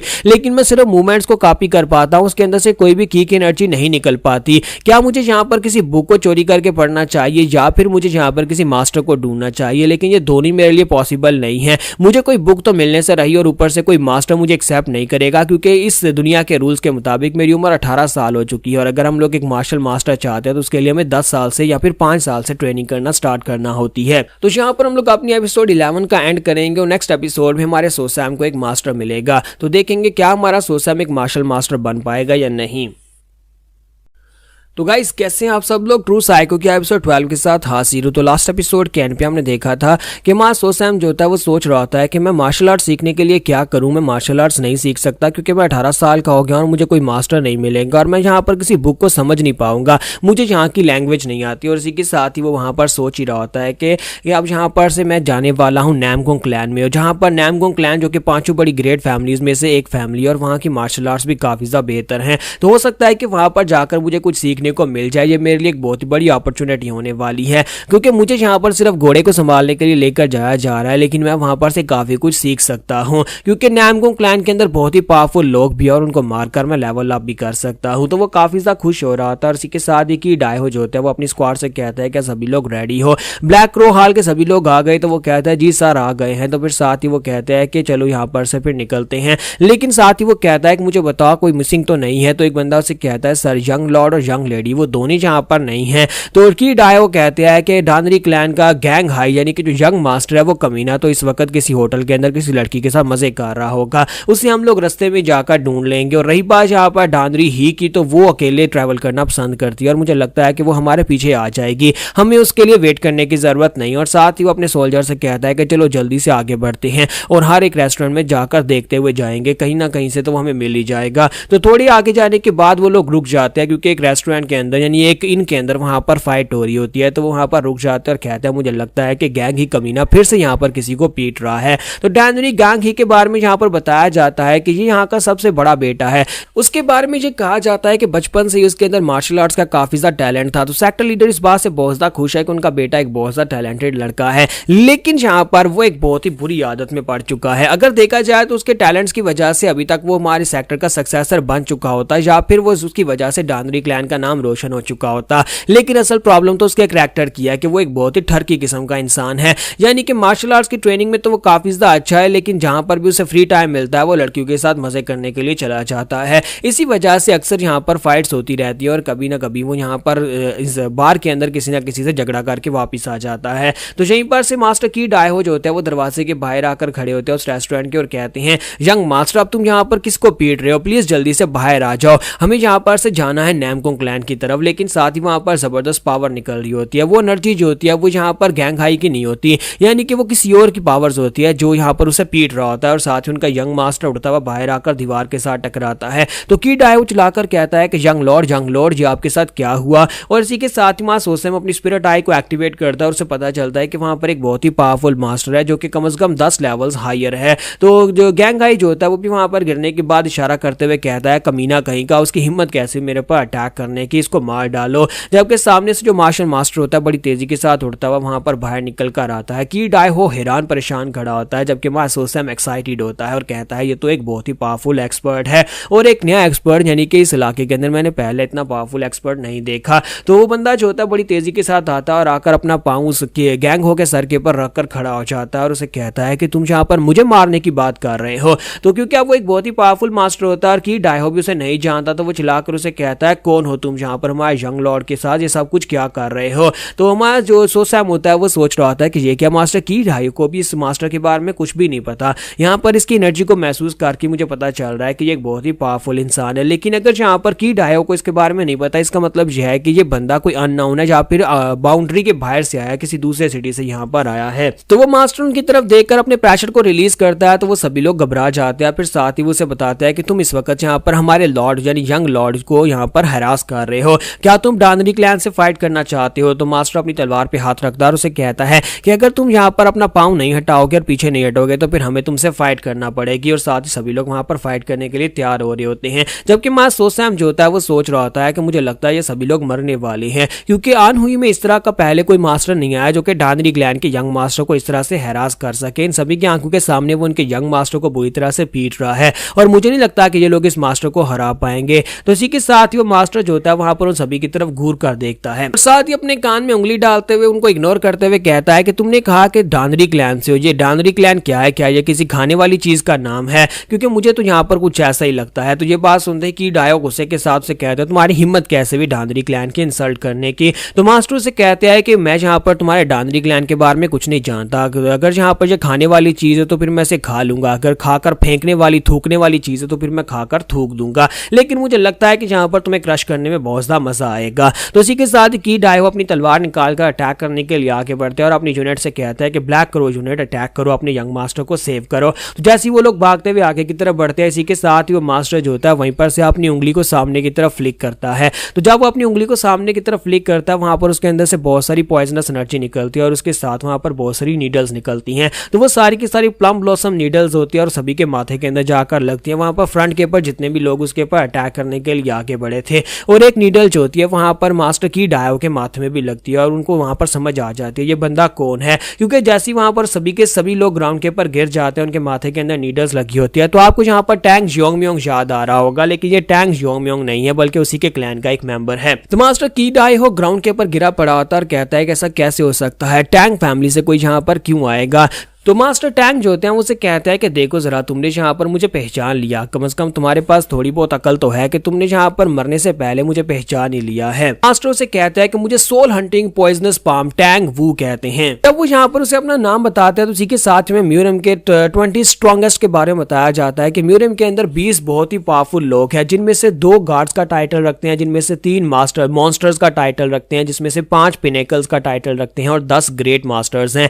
तो ये सभी मास्टर्स को मिलाकर टोटल 20 ग्रेट मास्टर्स बनते हैं, जिनमें से टैंग वो भी एक ग्रेट मास्टर हैं। लेकिन इनके बारे में कहा जाता है कि जो भी इनसे पंगा लेता है उसे एक बहुत ही दर्दनाक मौत दी जाती है। इन्हें सोल हंटिंग पॉइजनस पाम इसलिए कहा जाता है कि अगर इसके साथ पंगा लिया तो यहाँ पर अपनी पॉइजनस नीडल के साथ तुम्हारे पर अटैक करेगा, यहाँ तक कि मरने के बाद भी तुम्हारी सोल को शांति नहीं मिलने वाली, तुम्हारी आत्मा को टॉर्मेंट किया जाता है, या तुम्हारी आत्मा को अपने पॉइजन के साथ जलाकर राख कर देता है। तो हमारा सोचता है वहां पर खड़े खड़े सोच रहा होता है कि इन्होंने यहाँ पर टैंग वू से पंगा ले लिया, जिसकी वजह से अब यहाँ पर ये सभी लोग मरने वाले हैं। अगर टैंग वू को और भी ज्यादा गुस्सा आया तो पूरी टैंग फैमिली यहाँ पर आ गई तो वह अपनी पॉइजनस टेक्निक्स के साथ पूरे के पूरे डैनरी क्लैन को खत्म कर देंगे। डैनरी यंग मास्टर ने तो यहाँ पर बहुत बड़ी गलती कर दी है। तो अब यहाँ पर क्या होगा, क्या वाकई में ये सभी लोग यहाँ पर मरने वाले हैं? क्योंकि वो बंदा यानी टैंग वू जो है वो शांत नहीं हो रहा। तो साइड के ऊपर से एक लड़की निकल कर आती है और उसे कहती है ग्रैंडपा बस करो। तो क्या तुम यहाँ पर इन सभी लोगों को इस तरह से मार डालोगे? ये तो बस यहाँ पर कुछ बेवकूफ लोग हैं, इनको यहाँ पर से छोड़ दो, यानी जिंदा छोड़ दो। तो ग्रैंडपा की बात सुनने के बाद हल्का सा मुस्कुराते हैं और कहते हैं हाँ क्यों नहीं। अब जबकि तुम कह रही हो तो फिर ठीक है, मैं इन लोगों को छोड़ देता हूँ। मैं तो बस यहाँ पर इन लोगों को सबक सिखा रहा था कि डैनरी क्लैन तो कुएं में बैठे हुए एक मेंढक की तरह है, ये दुनिया बहुत बड़ी है। और साथ ही वो आगे बढ़ते और कहते हैं कि अब जबकि तुम यहाँ पर राइटियस सेक्टर के एक यंग मास्टर हो तो इसी वजह से मैं तुम्हें जान से नहीं मारूंगा, क्योंकि मैं नहीं चाहता कि राइटियस फैक्शंस के बीच में आपस में फाइट शुरू हो जाए। लेकिन तुम्हें कम से कम यहाँ पर देखना चाहिए कि तुम किस लड़की के ऊपर हाथ डाल रहे हो। तो इसी के साथ ही मास्टर वू जो होते हैं वहां पर की डायो से कहते हैं कि जब ये लड़का होश में आएगा तो इसे कम से कम इतना बता देना कि अगली बार अगर इसने इसी तरह किसी और लड़की के ऊपर हाथ डाला तो हो सकता है कि अगली बार मेरी तरह का कोई मास्टर इसे माफ ना करे और तुम्हारा डैनरी क्लैन इस बेवकूफ बच्चे की वजह से मारा जाएगा। तो यहाँ पर हमारी एपिसोड 12 का एंड करेंगे और नेक्स्ट एपिसोड में देखेंगे कि हमारा जो सो सैम है उसकी किस्मत कैसे खुलने वाली है।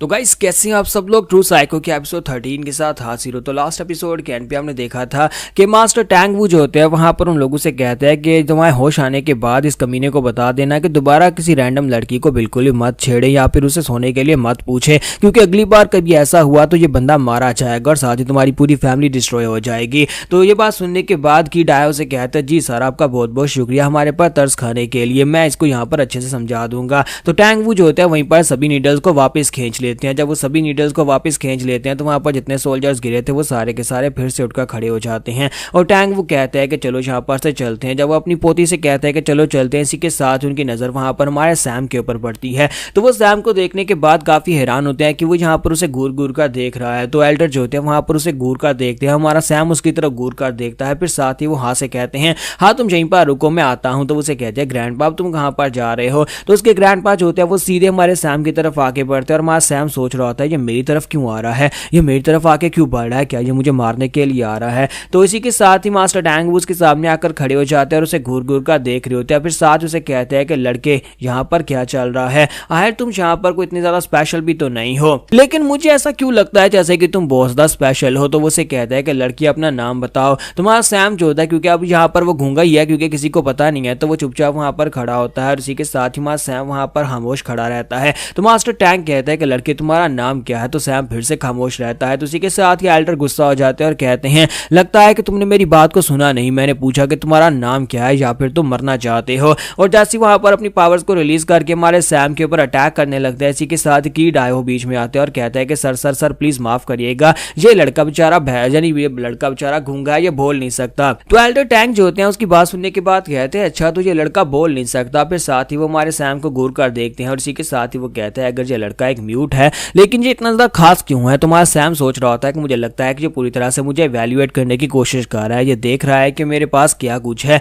और साथ ही वो सोच रहा होता है कि इसे ऐसा लगता है जैसे किसी कोई खजाना मिल गया हो, लेकिन जो मुझे इस तरह से क्यों देख रहा है? तो मास्टर टैंग जो होते हैं उसका हाथ पकड़ते हैं, वो उसका हाथ पकड़कर चेक करते हैं। फिर साथ ही कहते हैं ये तो बहुत ही कमाल हो गया और वहीं पर हंसना शुरू कर देते हैं। तो पीछे हटते हैं और कीट आया उसे कहता है कि तुमने क्या कहा कि ये लड़का कौन है और तुम लोग इस वक्त कहां पर जा रहे हो, क्या तुम नैमगोंग क्लैन की तरफ जा रहे हो? तो वो कहता है जी सर हम लोग नैमगोंग क्लैन में मैरिज अलायंस के लिए जा रहे हैं। तो मास्टर टैंग वो से कहता है कि मुझे इस लड़के के बारे में बताओ कि ये लड़का वहां पर क्या करेगा। तो इसी के साथ ही मास्टर कीट आया उसे के बारे में बताते हैं और उसे कहता है कि सर इस लड़के का नाम सो सैम है और इस लड़की का काम यहाँ पर घोड़े को संभालना है, जो हमारे स्टबल में ही रहता है और यहाँ पर इस घोड़े को वहां पर नैमगोंग क्लैन में हमारे साथ लेकर जा रहा है, हम लोग इस घोड़े को गिफ्ट में देने वाले हैं। तो टैंग वो से कहता है तो फिर ठीक है ये लड़का मुझे दे दो, ये लड़का मुझे गिफ्ट में चाहिए। तो कीट आया उसे कहते हैं कि नहीं नहीं सर आप ऐसा कैसे कर सकते हैं, अगर हम इस लड़के को आपको दे देंगे तो फिर घोड़ा कौन संभालेगा, इसके बिना इस घोड़े को कोई संभाल नहीं सकता। तो टैंग वो कहते हैं अच्छा तो इसका मतलब यह है कि तुम्हें इस घोड़े को पहले वहां पर शादी में गिफ्ट के तौर पर देना है और उसके बाद तुम उसके बाद मैं इस लड़के को ले सकता हूं,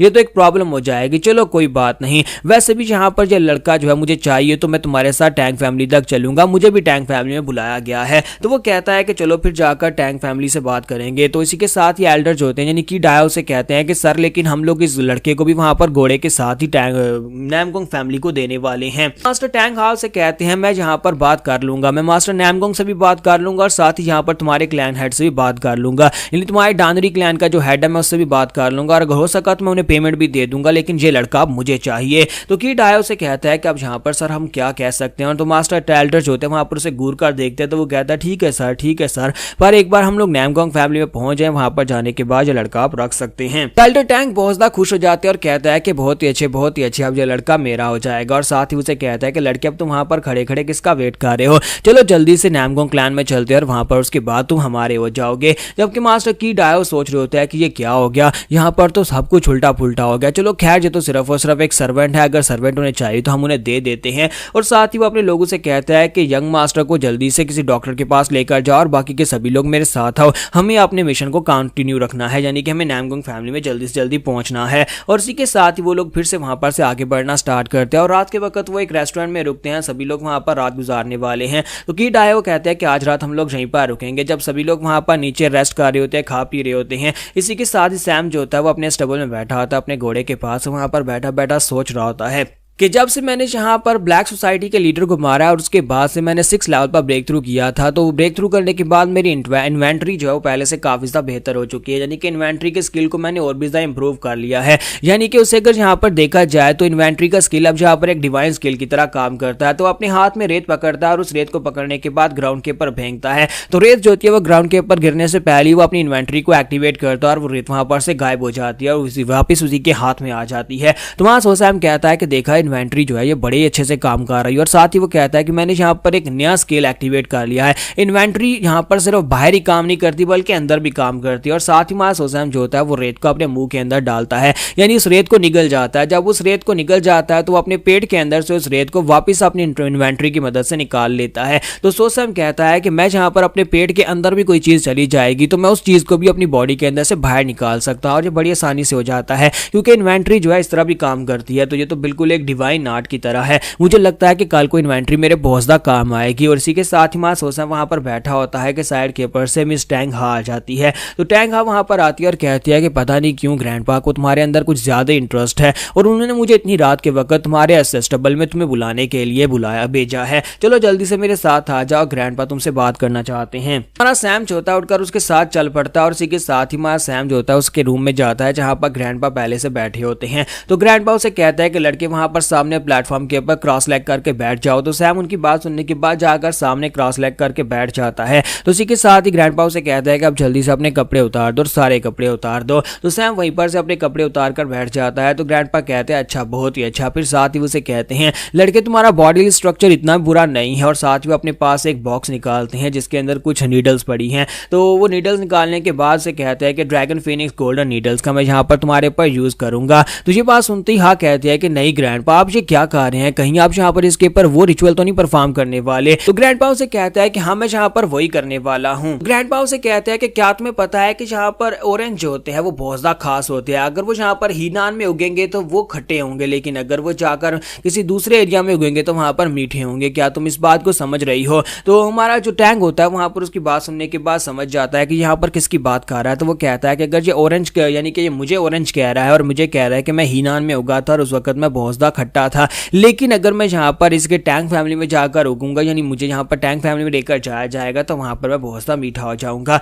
इसका मतलब यह है कि ये किसी ना किसी तरीके से मेरी बॉडी को इंप्रूव कर सकता है। तो मास्टर टैंग वाव से कहता है कि मैं तुम्हारे ऊपर यहाँ पर एक रिचुअल परफॉर्म करने वाला हूँ जिसके बाद तुम्हारी बॉडी एक्टिवेट हो जाएगी। फिलहाल के लिए तुम अपनी बॉडी के अंदर किसी भी की पावर को यूज नहीं कर सकते, जिसकी वजह से तुम मार्शल आर्ट्स परफॉर्म नहीं कर सकते, लेकिन जब मैं यहाँ पर अपने रिचुअल को परफॉर्म करूंगा तो ये एक ऐसा बहुत ही कमाल का रिचुअल होने वाला है जिससे ना सिर्फ तुम्हारी बॉडी रिपेयर होगी बल्कि तुम बोल भी सकोगे, तुम दोबारा बोलने लायक हो जाओगे, अब तुम गूंगे नहीं रहोगे। तो क्या तुम यहाँ पर ये करना चाहते हो, तो बताओ लड़के क्या तुम यहाँ पर इस रिचुअल को अपने आप परफॉर्म करवाना चाहते हो। तो हमारी यहाँ भागती हुई उसके पास आती है और कहती है ग्रैंडपा जी आप क्या कर रहे हैं, आपको नहीं लगता कि पहले अपनी फैमिली के एल्डर से इस बारे में पूछना चाहिए, क्योंकि जो आप रिचुअल परफॉर्म करने वाले हैं वो रिचुअल सिर्फ और सिर्फ टैंग फैमिली के मेंबर्स के ऊपर ही अप्लाई होता है। तो ग्रैंडपा जो होते हैं वहां पर वॉइस ट्रांसमिशन के जरिए उसके साथ बात करते हैं, दोनों वहां पर अपने लिप्स लिप्स तो हिला रहे होते हैं लेकिन आवाज नहीं निकल रही होती। दोनों वहां पर कोई वॉइस ट्रांसमिशन यूज करके आपस में बात करते हैं ताकि सैम को पता ना चल सके कि वो दोनों वहां पर क्या बात कर रहे हैं। तो यहाँ पर हमारी एपिसोड 13 का एंड होगा और नेक्स्ट एपिसोड में देखेंगे क्या हमारा सैम अपने ऊपर कोई रिचुअल परफॉर्म होने देगा, क्या रिचुअल परफॉर्म होने के बाद सैम की किस्मत बदलेगी या नहीं।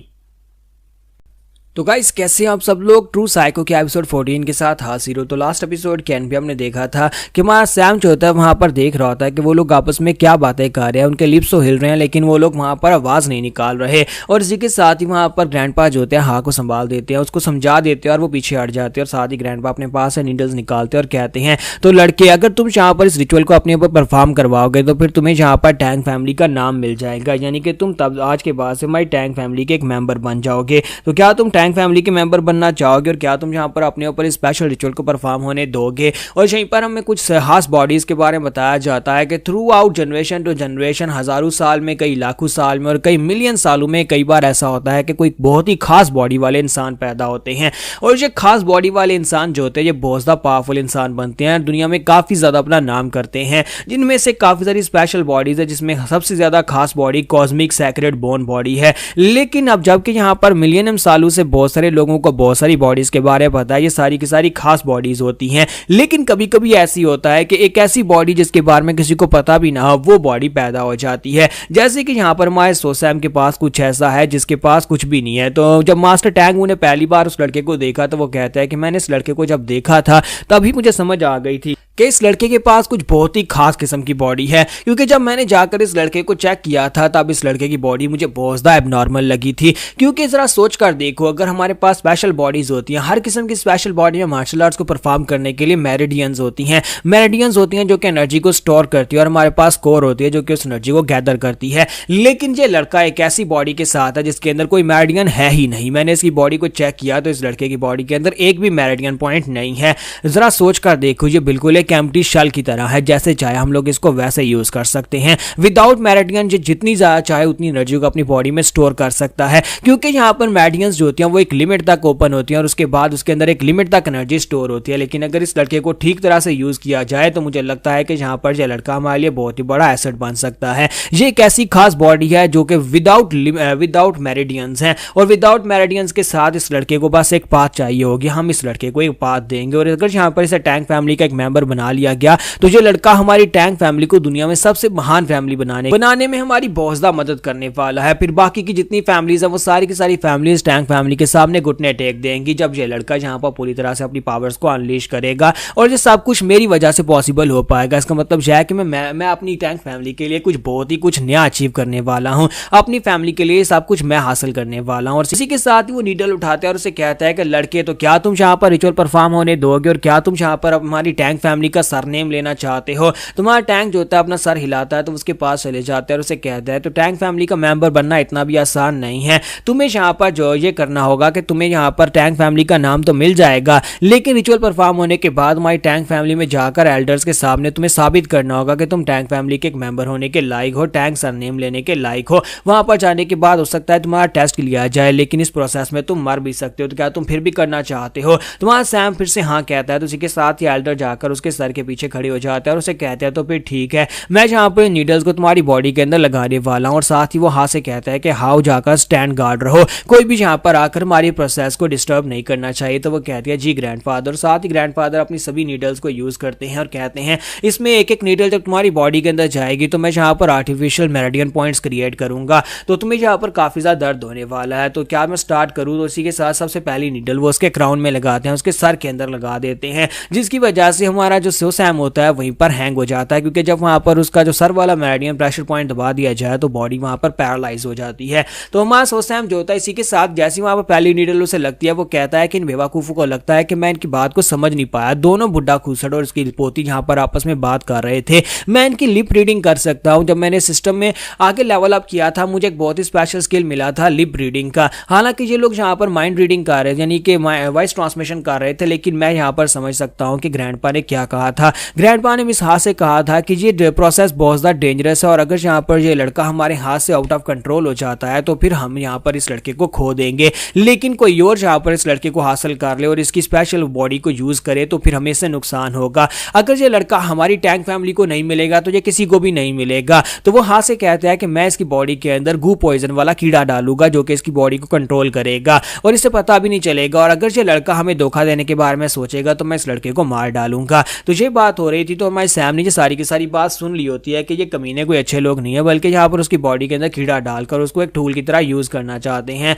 तो हमारा सोसम कहता है लेकिन मैं यहाँ पर इनसे भी बड़ा कमीना हूँ, मुझे यहाँ पर सब कुछ पता है। और साथ ही वो कह रहा होता है कि मुझे लगता है कि मेरे सिस्टम की वजह से लगता है कि मेरे पास कोई खास बॉडी है, लेकिन असल में मेरे पास कोई खास बॉडी नहीं है, बल्कि ये तो बस उस सिस्टम की वजह से है। लेकिन खैर अगर इसे लगता है कि मेरे पास कोई खास बॉडी है तो फिर इसे ऐसे ही सोचने दो, कम से कम मुझे यहाँ पर टैंक फैमिली का नाम तो मिलेगा और मैं एक स्टेबल के अंदर घोड़ा संभालने से अलग यहाँ पर अब टैंक फैमिली का कोई मास्टर बन सकता हूँ। तो इसी के साथ ही ग्रैंडपा की पूरी बॉडी के अंदर नीडल्स को लगा देते हैं और पूरी बॉडी में नीडल्स को लगाने के बाद कहता है कि लो मैंने यहाँ पर टेम्प्रोरी की ब्लॉकेज को खत्म करने के लिए सब कुछ कर दिया है। अब यहाँ पर मैंने इसके टेम्प्रोरी मेरिडियन पॉइंट्स एक्टिवेट कर दिए हैं और अब से यहाँ पर एक महान मास्टर बन जाएगा। साथ ही वो अपने पास से अपने कीड़ों वाला जो बॉक्स होता है उसको उठाकर लेकर आते हैं और उसके अंदर से गू पॉइजन वाले कीड़े को निकालते हैं और कहते हैं लेकिन मैं इस तरह के एक बहुत ही खास टैलेंट को किसी दूसरे के हाथ में नहीं जाने दूंगा, और साथ ही वहां पर उस कीड़े को निकालकर उसके कान के अंदर डाल देते हैं। जैसे मास्टर टैंक जो होते हैं वो उस कीड़े को हमारे सोसैम के कान के अंदर डालते हैं, वो कीड़ा उसके कान के अंदर चला जाता है। तो मास्टर टैंक कहते हैं कि अब यहाँ पर यह लड़का मेरे कंट्रोल में रहेगा, ये कीड़ा इसे पता भी नहीं चलेगा और इसकी बॉडी के अंदर ही रहेगा। अगर यह लड़का मुझे धोखा देने के बारे में सोचेगा भी तो मैं यहाँ पर इस कीड़े को एक्टिवेट कर दूंगा। फिर साथ ही ग्रैंडपा जो होता है वो एक एक करके उसकी बॉडी के अंदर सभी नीडल्स को निकाल देते हैं। अब पता नहीं यहाँ पर इस रिचुअल का कोई मकसद था भी या नहीं, या फिर सिर्फ और सिर्फ उसे पैरालाइज करके उसकी बॉडी के अंदर कीड़ा डालने का असल मकसद था, लेकिन वो नीडल्स को निकाल देते हैं, रिचुअल परफॉर्म हो जाता है, उसे टैंक फैमिली के कपड़े दे दिए जाते हैं और ग्रैंडपा उसे कहता है कि आज के बाद से तुम टैंक फैमिली के एक मेंबर हो, अब तुम डॉनरी फैमिली के मेंबर नहीं रहे, तुम्हें यहाँ पर एक नया नाम दिया जाएगा, आज के बाद से तुम्हारा नाम टैंक सैम होगा। तो क्या तुम्हें तुम्हारा नया नाम पसंद आया? तुम्हारा सैम कहता है जी मास्टर मुझे मेरा नया नाम पसंद आया, क्योंकि अब यहाँ पर वो बात भी कर सकता है, क्योंकि बात तो पहले भी कर सकता था लेकिन अब यहाँ पर उसने खुलेआम बात करना शुरू कर दी है। तो टैंक सैम जो होता है वहां पर से टैंक फैमिली के कपड़े पहनकर बाहर निकलता है। मिस हा बाहर खड़ी खड़ी वहां पर सो रही होती है, वो उसके पास से चुपचाप बाहर आ जाता है, यानी कि उसे डिस्टर्ब नहीं करता। और बाहर आने के बाद इसी के साथ ही वो अपने इन्वेंट्री को एक्टिवेट करता है और इन्वेंट्री के साथ अपनी बॉडी के अंदर से गू पॉइजन वाले कीड़े को बाहर निकाल देता है और वहीं पर से मुट्ठी बंद करके उसे क्रश कर देता है। तो हमारा टैंक सैम कहता है कि इस बेवकूफ को क्या लगा था कि जी यहाँ पर मेरी बॉडी के अंदर एक कीड़ा डालेगा और मैं इसके कंट्रोल में आ जाऊंगा, लेकिन अब यहाँ पर डॉनरी क्लैन का सोसैम मर चुका है और मेरा यहाँ पर एक नया जन्म हुआ है। आज के बाद से मैं टैंक फैमिली का टैंक सैम हूँ। और वो काफी ज्यादा खुश होता है कि अब यहाँ पर इस नई आइडेंटिटी के साथ वो क्या कुछ नया अचीव कर सकता है। तो यहीं पर से नेक्स्ट सीन जो होता है हमें एक बिल्डिंग का दिखाया जाता है जहाँ पर एक मास्टर उसके ऊपर अटैक हो रहा होता है। तो वहां पर वो बिस्तर के ऊपर किसी लड़की के साथ मजे कर रहा था और वहीं पर उसके ऊपर अटैक हो जाता है और बेचारा पीछे की तरफ गिरता है और कहता है कौन है यहाँ पर, आखिर तुम हो कौन? और इसी के साथ ही वो कहता है कमीने कहेंगे क्या तुम्हें पता भी है कि मैं यहाँ पर ये सिल्क का कपड़ा कहाँ से लेकर आया था? तुम्हारी इसकी वजह से तुमने उस लड़की को मार डाला और उसके ब्लड से मेरे कपड़े गंदे हो गए हैं। उसके सामने जो अटैकर होता है वो वहां पर उसकी बात को इग्नोर करते हुए फिर से उसके ऊपर अटैक करने के लिए आके बढ़ता है। तो मास्टर से कहता है हाय तुम हो कौन और यहाँ पर मेरे पर अटैक कर क्यों रहे हो? लेकिन सामने वाला बंदा उसकी कोई बात नहीं सुन रहा होता। तो यहाँ पर हम लोग अपनी एपिसोड 14 का एंड करेंगे और नेक्स्ट एपिसोड में देखेंगे ये मास्टर कौन है और यहाँ पर इसके ऊपर अटैक क्यों कर रहा है।